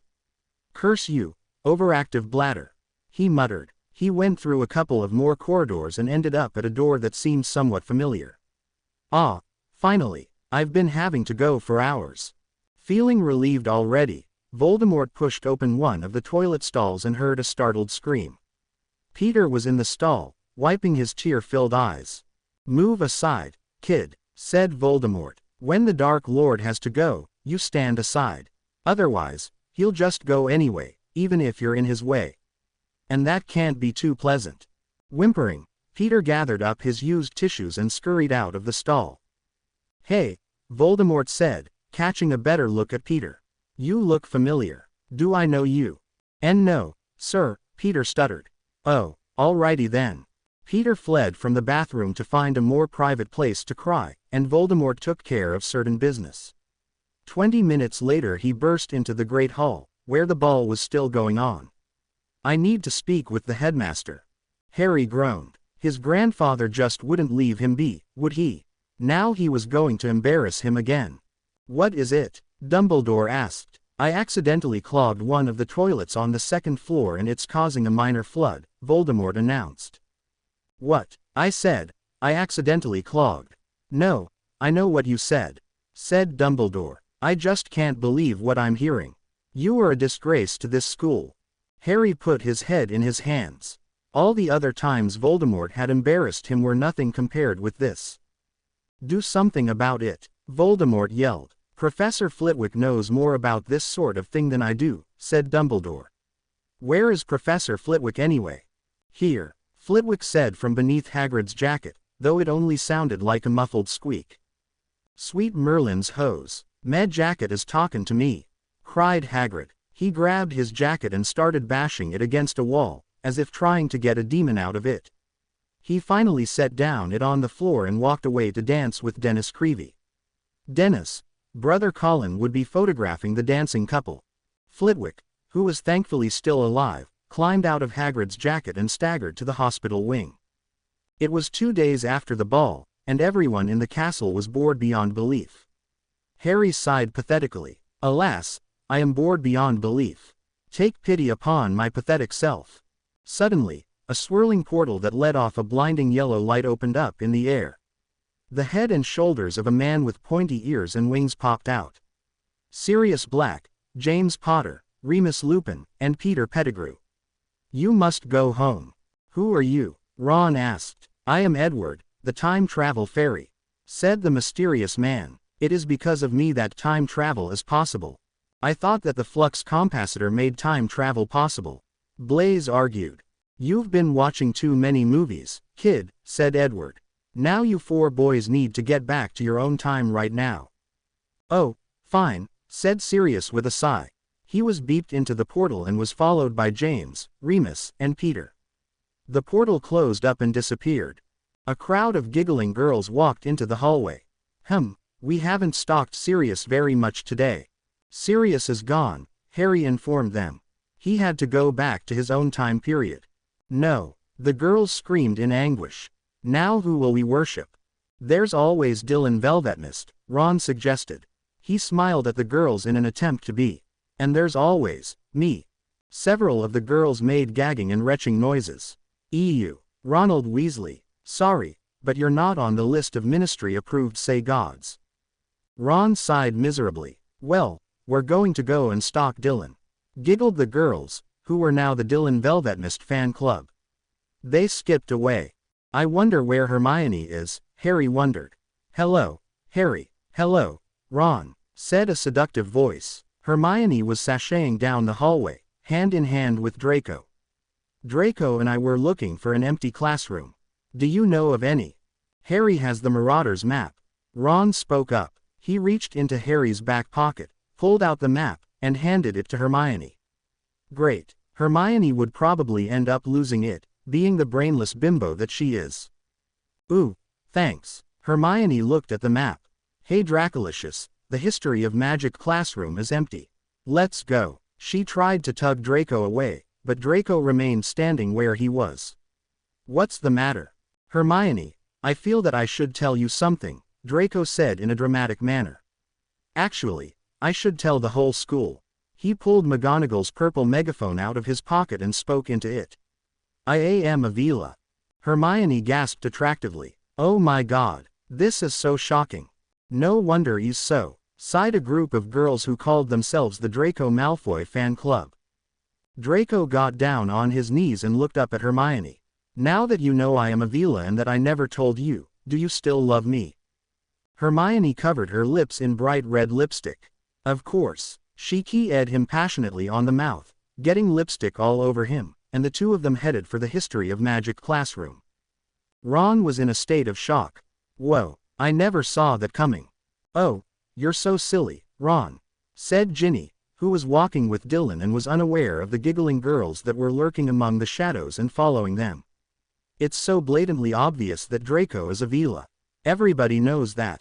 Harry clapped Ron on the shoulder. It's okay, Ron, you're just the sidekick after all, and sidekicks aren't supposed to know anything. As Harry and Ron walked into the Great Hall, they were suddenly accosted by a couple of ministry wizards. One of them poked Harry roughly in the chest. Is one of you Harry James Potter? Harry feebly raised his hand. Yes, that's me. His voice was nothing but a mere little squeak. The other ministry wizard waved his wand and a pair of manacles clapped themselves around Harry's wrists painfully. What are you doing to me? Harry cried. We are here to come and take Harry James Potter away. He has been sentenced to a term in Azkaban. What? But I didn't do anything. What did I do? The wizards shrugged. We actually have no idea either. We were ordered to take you away and bring you to Azkaban for no logical reason whatsoever. Now come along. They escorted Harry out of the castle and flew away on a magic carpet, even though they were illegal. Ministry wizards breaking the law. Nothing ever makes any sense, does it? They soon arrived at the prison, which was located in such a remote, faraway place that nobody would ever bother to waste their time trying to find it. They escorted Harry inside and led him to a cell in a corner. One of the wizards unlocked the door, shoved Harry inside, and relocked the door. Now stay in there, you little delinquent. Harry wrapped his hands around the bars of his cage and tugged at them like a caged animal. But I'm innocent. The ministry wizards just laughed and walked away. Harry sat on the hard bench and started to cry noisily. Hey, be quiet, kid, said a drawling voice. Harry looked up and saw Lucius Malfoy in the cell across from his. Lucius Malfoy, what are you doing here? I was arrested, remember? Said Lucius. This place is horrible. I'm forced to make do with bad quality shampoo and they took all my makeup away. But the guards are the worst part. They're simply, he shuddered and whispered, horrible. Who are the guards? Harry asked. The Dementors don't work here anymore. No, the Dementors ran off and joined a traveling circus. Their replacements are much, much worse. Lucius, suddenly startled, looked down at the end of the room. Oh no, one of them is coming now. He crept into a far corner of his cell and threw a ratty, moth-eaten blanket over himself. Harry heard it before he saw it. The tinkling of happy little bells, high-pitched giggling, and cheerful hopping. He smelled it too, like flowers and rainbows and cherry-flavored lollipops. The fluffy bunny hopped into sight and bounced in front of Harry's cell. It was pink, yellow, and sky blue and had hearts all over it, and its face was plastered in a spastically cheerful grin that looked rather sadistic. It hopped about excitedly and let out a shrill giggle. I love you. We're all going to be best friends. A big happy family. Harry dove underneath his bench.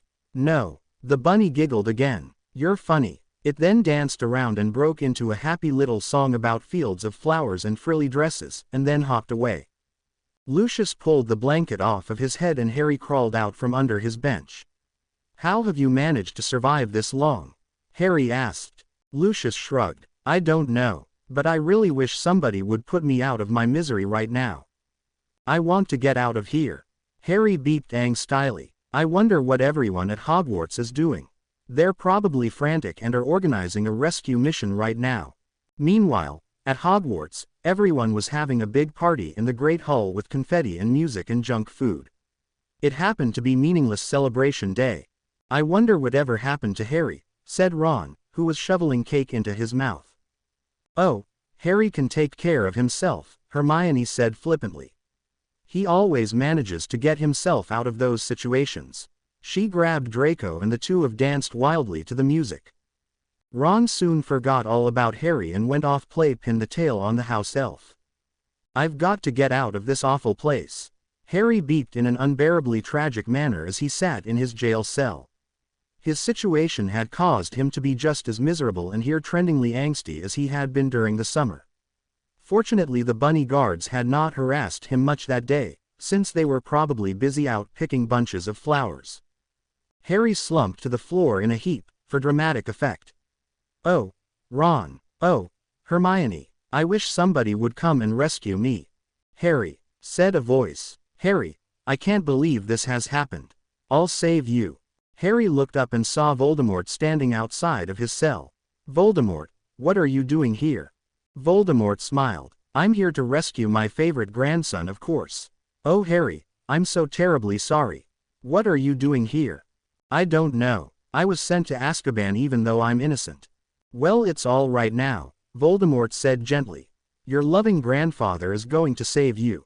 Harry cringed at the words, loving grandfather, but didn't say anything. Voldemort did some arm stretches and then tugged on the bars of Harry's cell with all his might. He tugged again, and again. Nothing happened. Harry glared at him. Oh, great, you can't get me out of here. Voldemort scratched his head. Don't you have any special powers or anything like that? Yes, actually I do. Harry smiled for the first time that day. I will use my amazing superpowers that I have forgotten about until now due to a plot hole. Wait a minute, why didn't you just use your superpowers earlier then? Harry shrugged. I already told you, it's for the sake of a plot hole. There haven't been any major ones for quite a while. Now stand back. Voldemort moved out of the way and Harry shot orange beams out of his fingertips that melted the bars of his cell. He gratefully walked out of the cell and breathed a sigh of relief. I'm free. Hey, can't you free me too? Lucius drawled. Harry laughed. Yeah right, I hate your face. Oh come on, you foolish boy. I'll be nice, sort of. Nope. Bye. Now. Harry snapped his fingers, even though he was too young to apparate, and ended up back at Hogwarts. Voldemort went back to wherever it is that he dwells and lurks. Oh, hi Harry, said Ron, who was acting as if nothing unusual had ever happened. Why didn't you guys try to help me? Harry demanded. Help you with what? Hermione asked. Help me escape from Azkaban. Where have you two been this whole time? In Stupid Town. He received no answer however, as Hermione began making out intensely with Draco, and Ron became absorbed in gnawing on a chicken leg. My life is so unfair, Harry complained. He stared at Hermione and Draco and felt a surge of jealousy. I can't believe Aurelia is still in America. I wish I had a love interest. I will be your love interest, Harry, said a voice. Harry turned around, saw Professor Snape standing behind him. Snape, what are you doing? Snape looked fondly down at him. You know, I never really hated your father. I actually thought he was the hottest and say-wiest thing I had ever set eyes on. You remind me so much of him. Harry was possibly more frightened than he had ever been in his whole entire life. Snape, are you feeling all right? Oh, I haven't felt this great in years, trust me. Snape sidled closer and closer with every step. Harry, you are simply so attractive. I long to hug you and squeeze you and tickle you. Can I tickle you? Harry wrapped his arms around himself for protection. No, get away from me. I want nothing to do with you. Snape's smile faded and he looked sad and forlorn. I'm sorry for intruding on you like this, Harry. I have now seen the error of my ways and know that it is wrong to take advantage of a mere boy. I'm sorry, Harry. I no longer desire you romantically, but instead wish to raise you as my son. Harry's eyes bugged out of his head. What? Why does everyone keep wanting to adopt me? Snape shrugged. Beats me. Just say yes, Harry, please. I want to raise you as my own. All right, said Harry. He sank down into a seat, feeling as miserable as ever. Oh, what have I gotten myself into? Since Harry was now being raised by Snape, he dressed entirely in billowy black clothing and he showered less in order to achieve a greasier look. He also had to address Snape as Father Severus. Wow, Harry, said Ron, eyeing up Harry's new solid black look. The only things that weren't black, apart from his skin, teeth, tongue, and fingernails, were his eyes. Snape had allowed them to remain green as green was a Slytherin color and Snape loved anything that showed Slytherin pride. Harry started to blush but quickly stopped his face from turning red. As the adopted son of Snape, his face must remain white and pale at all times. So, what do you guys want to do? He asked Ron and Hermione. I want to eat pie, Ron announced.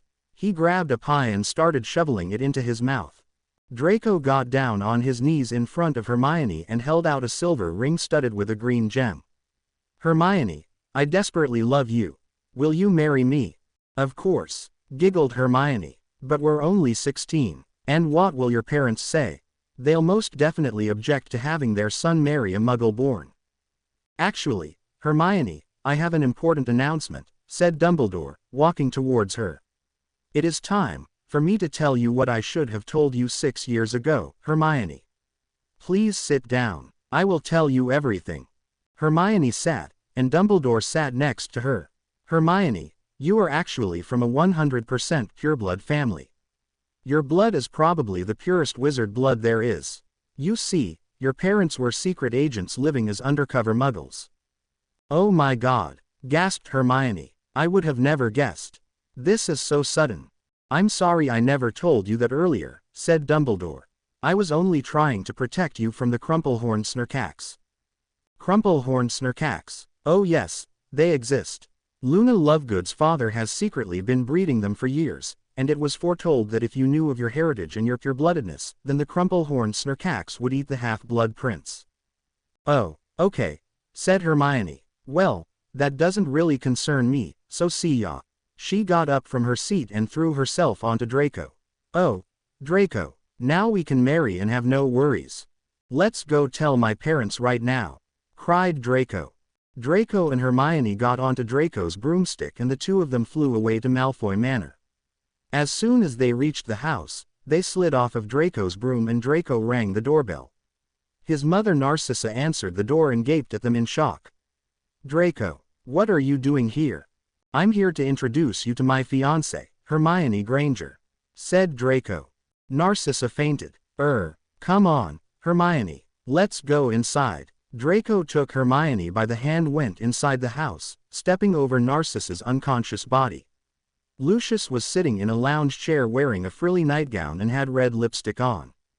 Draco stared at him in astonishment, partly from the fact that he was there and partly from the fact that he was wearing frilly clothes and lipstick. Father, what are you doing here? Lucius smiled and waved to his son. Oh hello, Draco. I managed to bribe the evil bunny guards with enchanted carrots of supreme joy and fluffiness and thus escaped from Azkaban. Aren't you proud of me? Yes. Draco tried to sound enthusiastic but failed miserably. Is there any reason why you're wearing the nightgown and the lipstick? Why, of course. Lucius got to his feet. Azkaban managed to zap quite a bit of my manliness, and I decided that it would be a good idea to get in touch with my feminine side. Draco looked about ready to faint. Hermione put a shapely arm around his shoulders. Lucius flashed a dazzling smile at them both. So, dear Draco, what are you doing? I am here to announce my engagement to Hermione Granger. Draco gave Hermione a passionate key. Lucius' smile quickly faded. Her Hermione Granger, a mudblood. Draco, your mother and I cannot allow you to do this. Oh, but you can, said Hermione, smiling a mysterious smile.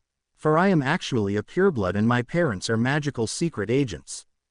Lucius' grin returned. Well, then changes everything. Congratulations. His tone suddenly went from amiable to mystifyingly mysterious. But that means that I may as well reveal my secret too. He threw off the frilly nightgown, revealing a long black cloak with a very high collar. He opened his mouth and his canine teeth seemed to grow larger. I am a vampire. Gasp. Draco gasped loudly and with heartfelt emotion. Oh my God, I would have never guessed. Father, how come you never told me this? Questions later, said Lucius, holding up a hand. Now it is time for me to feed. Well, Draco keeps all sorts of things in his pockets, said Hermione brightly. She stuffed a hand into Draco's pocket and pulled out a delicious-looking meal of chicken and potatoes. Here. Lucius knocked the plate of food aside and advanced upon Hermione until he had her backed up against the wall. No, I do not need to feed on mortal food. I hunger for fresh blood. Hermione didn't seem to get the message. Well, I'm sure Draco keeps blood in his pockets. Draco, dear, could you? But Lucius put a hand over her mouth, silencing her. Draco stepped forward with his wand in his hand. I won't let you hurt Hermione. Lucius looked at his son for a moment, and then used his amazing vampire powers to send Draco into a state of unconsciousness.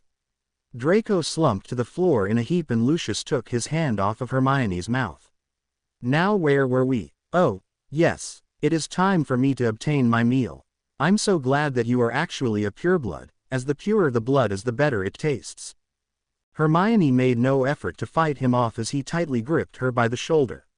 She still didn't seem to understand what was going on. Lucius then tilted her head to one side and sank his sharp teeth into the side of her neck.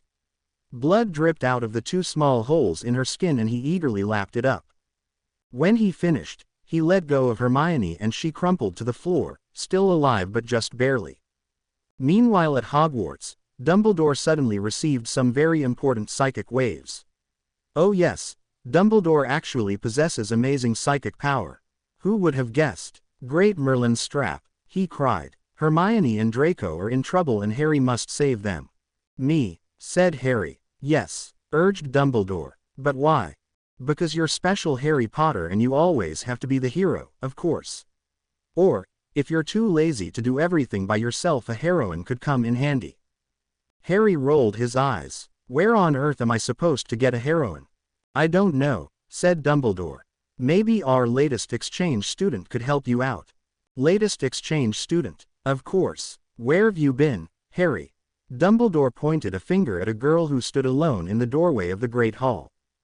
Her long hair flowed and rippled beautifully down her slender back.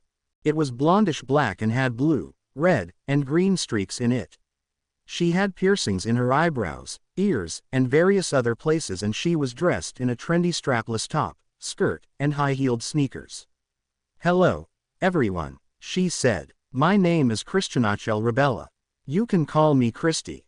She smiled a perfect smile and took a CD player out of the knapsack on her back and started to listen to it, even though a CD player would never work on the Hogwarts grounds. CD players don't work here, you know, Ron told her. So, she said. She turned the volume on her CD player up louder and danced a bit. Harry spoke up. So what are we going to do about the grave and dramatic peril that Hermione and Draco are in? Christy took off her headphones and eagerly raised her hand. Ooh, I'll help. I have all sorts of amazing powers and I have more magic than any other witch or wizard in history. Then let's go and save them, said Harry. He and Christy used their super-duper flying powers and flew to Malfoy Manor. Christy was endowed with a magical sense of direction and knew exactly how to get to the manor. Hermione, Harry threw himself dramatically to the ground and huddled beside Hermione's body. He put his head up to her chest. She's alive. He started to weep tragically. But she's dying. Oh my God, he's so hot. Christy was gazing at Draco's unconscious body. She prodded him but he did not wake up. Don't worry, I will save them. She picked up Draco in one arm and Hermione in the other and flew outside with them. Harry followed her and they soon arrived back at Hogwarts. We've got them, Christy announced proudly. She set Draco and Hermione down in the beds in the hospital wing. I will devote my time to being Nurse Christy. She's so amazing. Ron sighed. The world would be in turmoil without her. Christy stayed in the hospital wing and spent several days tending to Hermione and Draco. They instantly recovered and everyone was very happy. Neither of them would have survived even though Draco was merely unconscious without Christy. She was lavished with many awards and was even asked to be Minister of Magic. Oh no, I couldn't be Minister, she said, adjusting the volume of her CD player. The whole world needs me. I'm more cut out to be a superhero healer instead. And she took off into the sky and flew away, her lovely hair billowing and rippling behind her slender back. Harry wiped a tear from his eye. I'm going to miss her. She'll surely come back, Harry, Ron assured him. The next time Hogwarts has a crisis, Christianachel Rebella will be here. He then began to choke up with sobs and had to bury his face into a pillow. Hermione and Draco left the hospital wing and were happily married, despite the fact that they were underage and they never had received permission from Hermione's parents. Things like that just didn't matter. That's it, we're getting a divorce. Hermione's face was flushed and she huffed angrily as she glared at Draco from across the Great Hall. Fine then, said Draco. I never even wanted to marry you anyway. I just wanted to shock my parents. Hermione let out a humongous gasp. I cannot believe what I am hearing. The nerve of you. I bet you don't even love me. No, I don't. Draco picked up a goblet of pumpkin juice and splashed it at her. I hate you so much that. His eyes filled with tears. Oh, Hermione, I love you. I love you more than life itself. Hermione struggled to hold back a sob. Draco, a Granger and a Malfoy can never live happily together. That's just the way it is. Harry stood between them with his arms outstretched. That's enough. Nobody wants to hear any more of your dramatic little episode. What is this, a soap opera? All right, said Hermione. We'll stop arguing. We're already divorced, anyway. She pulled out some divorce papers with Draco's signature forged upon them and shoved them in Draco's face. Draco fell dramatically to the ground and sobbed loudly with deep anguish. Hey, everybody, said Blaise Zabini excitedly. Blaise decided to be a boy that day and had dark hair curling mysteriously across his forehead. Several girls looked longingly at him. I have an idea. I think now is the time that we write stories about ourselves. Why would we do that? Harry asked, raising an eyebrow. Silly, Harry. It will be fun, of course. Blaise passed out parchment and ink to everybody in the Great Hall, and they all sat down and began to write. After a couple of hours had passed, some of the students were already finished with their stories and others were still busily writing. Harry picked up a scrap of parchment that a mysterious breeze had blown over and began to read. Harry's hot, steamy body pressed up against Draco's. I never knew before, but you are the one I want, my Slytherin prince, Harry murmured seductively. He pressed his warm lips across Draco's fiery cheek. We'll have to keep our love a secret, Draco whispered. He tenderly stroked Harry's untidy black hair. It was so soft and the feel of it sent thrills up Draco's spine. Harry looked deep into Draco's cold gray eyes. I don't care. I will take any risks necessary just to be with you, Draco. Draco felt that he was in heaven. He closed his eyes and slid his tongue into Harry's open mouth. Harry was unable to read any more as he was emptying the contents of his stomach all over the floor. Ron took the piece of parchment out of Harry's hand and skimmed through it. Bloody hell, who in the name of Merlin's wedding dress would write such a thing? Draco's face was beet red and he drifted away as casually as he could. Ron crumpled up the parchment in disgust and tossed it away. I'm done with my first chapter already, Hermione announced proudly. She handed it to Ron, and he read. There were four extremely beautiful girls named Hermione, Tiffany, Christina, and Allison. They were all so pretty, but Hermione was the most beautiful of all, and all the boys loved her. She was so hot and sexy. One day Hermione and her friends were in her room. It was summer. "I'm so bored," Allison said. She sighed. Hermione, who also the smartest, set down her lip gloss and jumped up and down excitedly. Like, "Oh my god, let's go stalk Harry Potter." "Yes," said Tiffany. "Harry is like my dream boy." "No, he's my dream boy, you betch," Hermione yelled. She was a very big Harry Potter fan and always got so angry when people said they loved him. See, she loved him and he was hers and no one else's, and no one else could have him. See, he was her property, so ha ha ha ha ha ha. They all left Hermione's house and they went to the mall. First they bought several pairs of really cute jeans and some so cute flip-flops, and then they looked for Harry. "Oh my god, there he is," said Christina. She pointed at Harry, who was standing in between a video game store and Victoria's Secret. "Ooh," said Hermione. He was hers and she was going to get him even if it killed her. She went up to him and unbuttoned her top and fluttered her eyelash. "Hello Harry, I'm Hermione. Do you want to go to the movies with me? See, I love you and we are destined to be together." "Oh, Hermione," said Harry, and his voice was so sexy and hot and sexy. "Oh, Hermione, you are the prettiest girl I have ever seen. I want to make you mine." He leaned over and kissed her tenderly on the lips. "Harry, I love you," said Hermione. She gave him a hot kiss on the lips and then they walked away to do fun stuff and they were very happy. Ron thrust the piece of parchment at Hermione and leaned over to empty the contents of his stomach. When he was finished, he turned to Hermione and said, "That was the most awful thing I have ever had the misfortune to read." Hermione didn't look offended at all. "Oh, really? Well, I really like it. I'm going to show it to some more people." And she skipped away. "Thank goodness she didn't show it to you, Harry," said Ron. Harry was busy holding a piece of parchment that had been handed to him by a mysterious person in a black cloak. "So you want me to read this?" The person in black nodded. Harry sighed. "Okay." He unfolded the parchment and read. "Once upon a time there was a man named Tom Riddle, who was actually a very kind and sensitive person despite the fact that no one else seemed to think so. Nobody ever gave poor Tom a chance. The only thing that put any joy into his pathetic life was Harry. Harry was Tom's beloved grandson who Tom had adopted out of the pure kindness of his heart. Harry was very devoted to his grandfather and the two of them had a wonderful time together. Every September, when Harry had to go off to school, their parting was always tearful. But Tom always knew that Harry would come back in July and he spent every year eagerly counting down the days. Harry was just as anxious for them to be reunited and he wrote affectionate letters to Tom every single day. One day, Tom was sitting in his bedroom with tears of happiness on his face. He had just received a letter from Harry. He always cried with joy whenever Harry sent him a letter. It filled him up with pure, exuberant glee.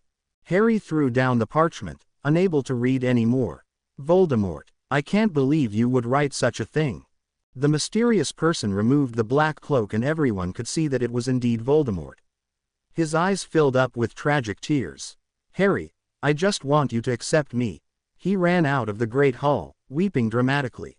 Ron went over and sat down next to Harry. "So, Harry, have you written a story yet?" Harry smiled mysteriously. "Not a story, exactly. It's more of an epic poem." He handed a piece of parchment to Ron, who read. "There once was some cereal all frosted with sugar. And it was very tasty.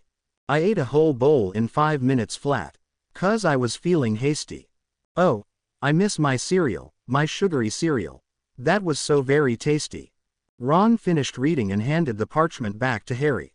"Wow, well that was, interesting. I'm thinking of getting it published," said Harry happily. He took it to several publishers but none of them would take it, insisting that it was the most ridiculous pile of nonsense they had ever read. Harry was heartbroken and gave up writing forever. Until the next morning, when he got up and wrote a poem about his favorite pair of socks. "Oh no, whatever do we do?" sighed various students. "We are being attacked by the ever-recurring boredom." Several of them shuddered dramatically. "That sounds like a crisis to me." "I can help," said a voice. Christianachel Rebella hovered in midair and had a pair of headphones on her head, a cell phone in one hand, and a laptop computer in the other. I have come, along with my trusty Muggle devices that aren't even supposed to work in Hogwarts but manage to work anyway. Various students went down on their knees and bowed solemnly. Christy, you must save us. We are suffering from the boredom disease. Never fear, said Christy. For I know what to do. She threw down the laptop, where it settled safely on a fluffy pillow that she quickly conjured. About 100 or so more laptops soon appeared out of nowhere. I hope that amuses you. Now if you'll excuse me, I need to fix a crisis elsewhere. And she flew away. Draco was the first one to approach one of the computers. What is this mysterious thing?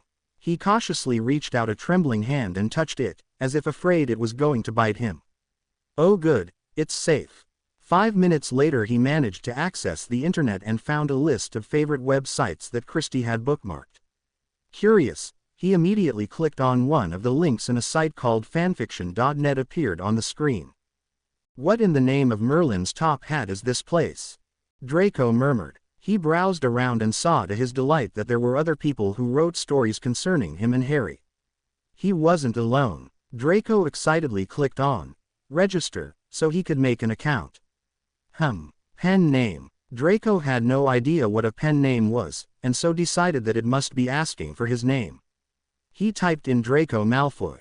Already taken. What did they mean, already taken? There's only one Draco Malfoy and that's me. Draco, what are you talking about? Blaise asked, eyeing his fellow Slytherin with concern. None of your business, Draco snarled.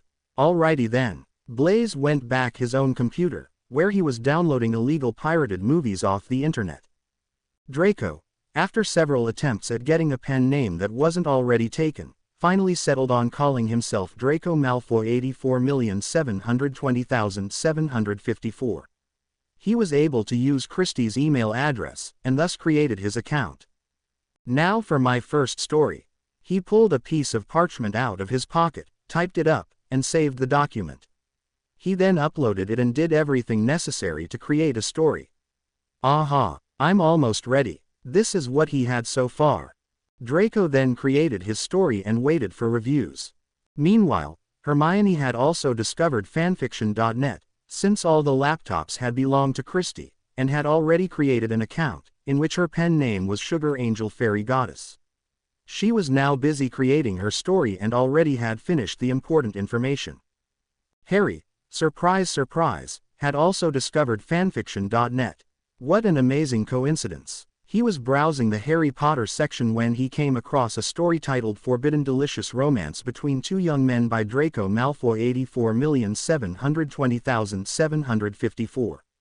Without knowing why, he clicked on it and immediately wished that he hadn't. As he looked at the first sentence of the story he was filled with horror, for it said, Harry's hot, steamy body pressed up against Draco's. Harry recognized that sentence. It was the same sentence that was on that piece of parchment, the one that contained that disturbing story.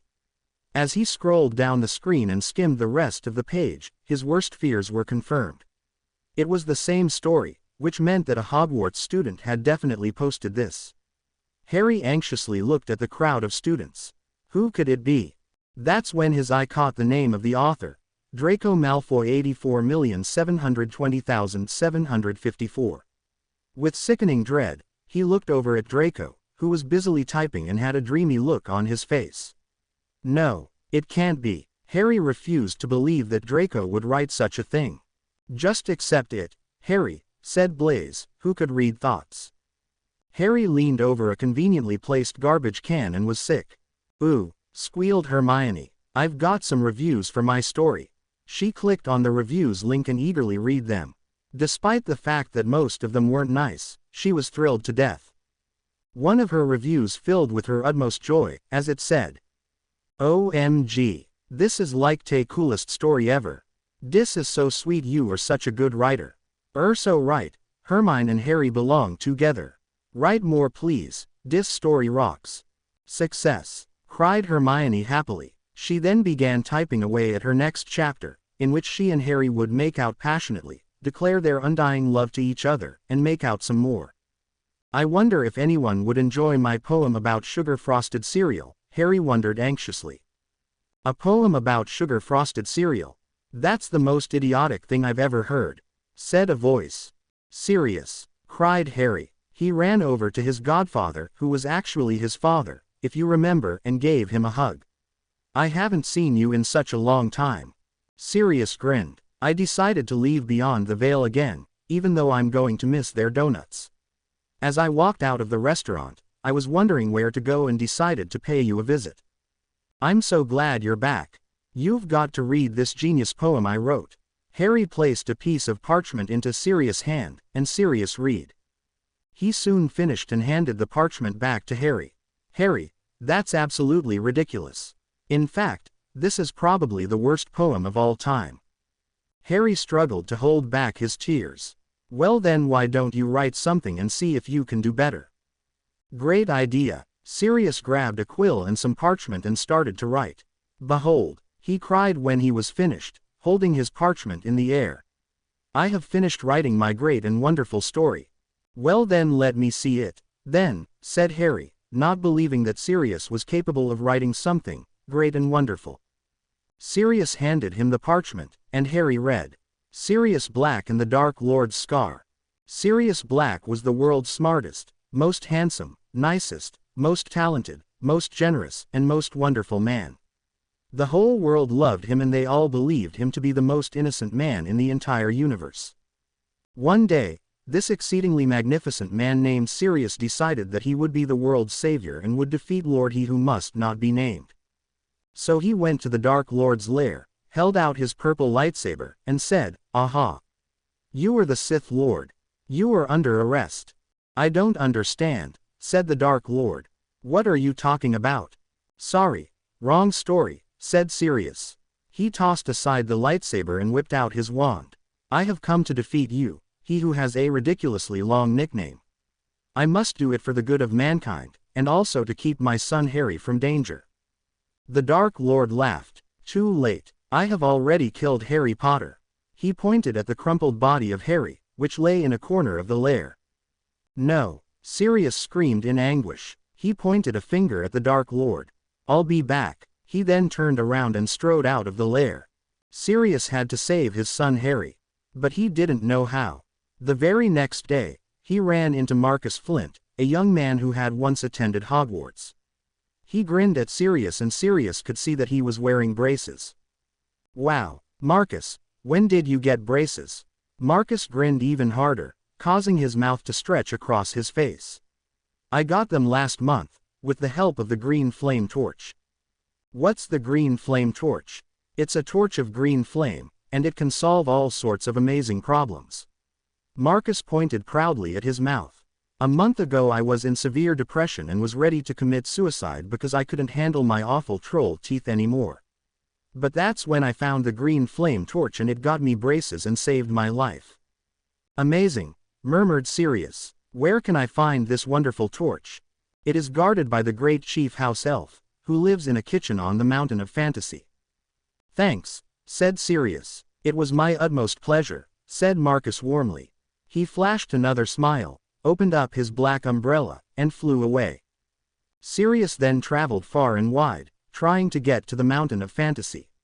It turned out that the mountain could only be reached through the Chamber of Secrets, and so using his newly acquired Parseltongue powers, Sirius went into the chamber and stood before the entrance to the mountain. A house elf stood in front of the entrance. You can't pass until you answer 3 questions. If you answer incorrectly you'll be thrown into the oven of half-blood princes. All right, said Sirius. What are the questions? What is your name? The house elf asked. Sirius Black. What is your quest? To find the green flame torch. What is your favorite color? Sirius thought to himself for a moment. Is black considered a color? I don't know, confessed the house elf. He was then thrown into the oven of half-blood princes. Sirius shrugged and passed through the entrance, then climbed up the mountain of fantasy. There it was, held in a bracket stuck into the ground, the green flame torch. Sirius eagerly grabbed the torch, left the mountain of fantasy, and went back to the Dark Lord's lair. Fortunately, the Dark Lord was out playing wizard's chess with his Death Eaters. I've got the torch, Sirius cried. He rushed over to Harry's body and burned him with the green flame torch. Ow! Screamed Harry, immediately opening his eyes. He sat up and beeped. What did you burn me for? Sirius hugged his son. Harry, I've brought you back to life. I'm the smartest, most handsome, nicest, most talented, most generous, and most wonderful man in the whole world. No, screamed the Dark Lord, entering the lair. He had lost the chess game and had decided to return to his lair and cry over it. This wasn't supposed to happen. Now I have to kill Harry again, and I have to kill you too. Not if I kill you first, said Sirius. He pointed his wand at the Dark Lord. Avada Kedavra. There was a flash of green light and the Dark Lord fell over. He was dead, but his forehead was forever left with a scar. The end. Harry sighed and handed the parchment back to Sirius. Sirius' face was eager and anticipated. Well, what do you think of it? It was just as bad as my poem, said Harry. In fact, it was worse than my poem. Nothing could be worse than that poem, Sirius said indignantly. At least my poem was original. The part near the beginning where you meet Voldemort the first time contains a total Star Wars rip-off. And the part where you answered the 3 questions to get into the mountain is a rip-off of Monty Python and the Holy Grail. Well, that doesn't make it a bad story, Sirius insisted. In fact, I'm going to go get it published, just to prove to you how great it is.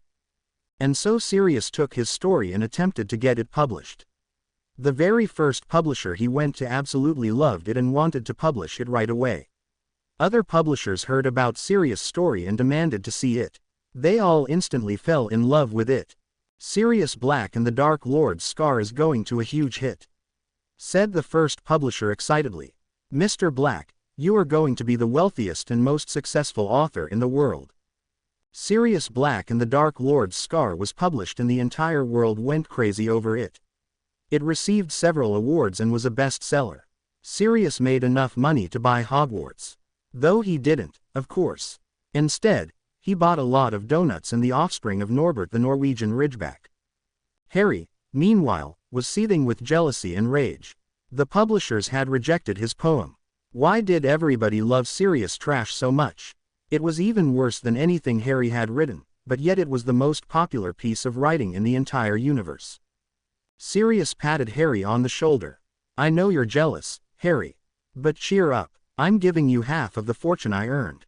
Really? Harry instantly forgave his godfather. The moral: money does not win friendship, unless you're Sirius Black. To be continued. I hope you enjoyed this story. Also remember to subscribe and like this video. See you in the next video.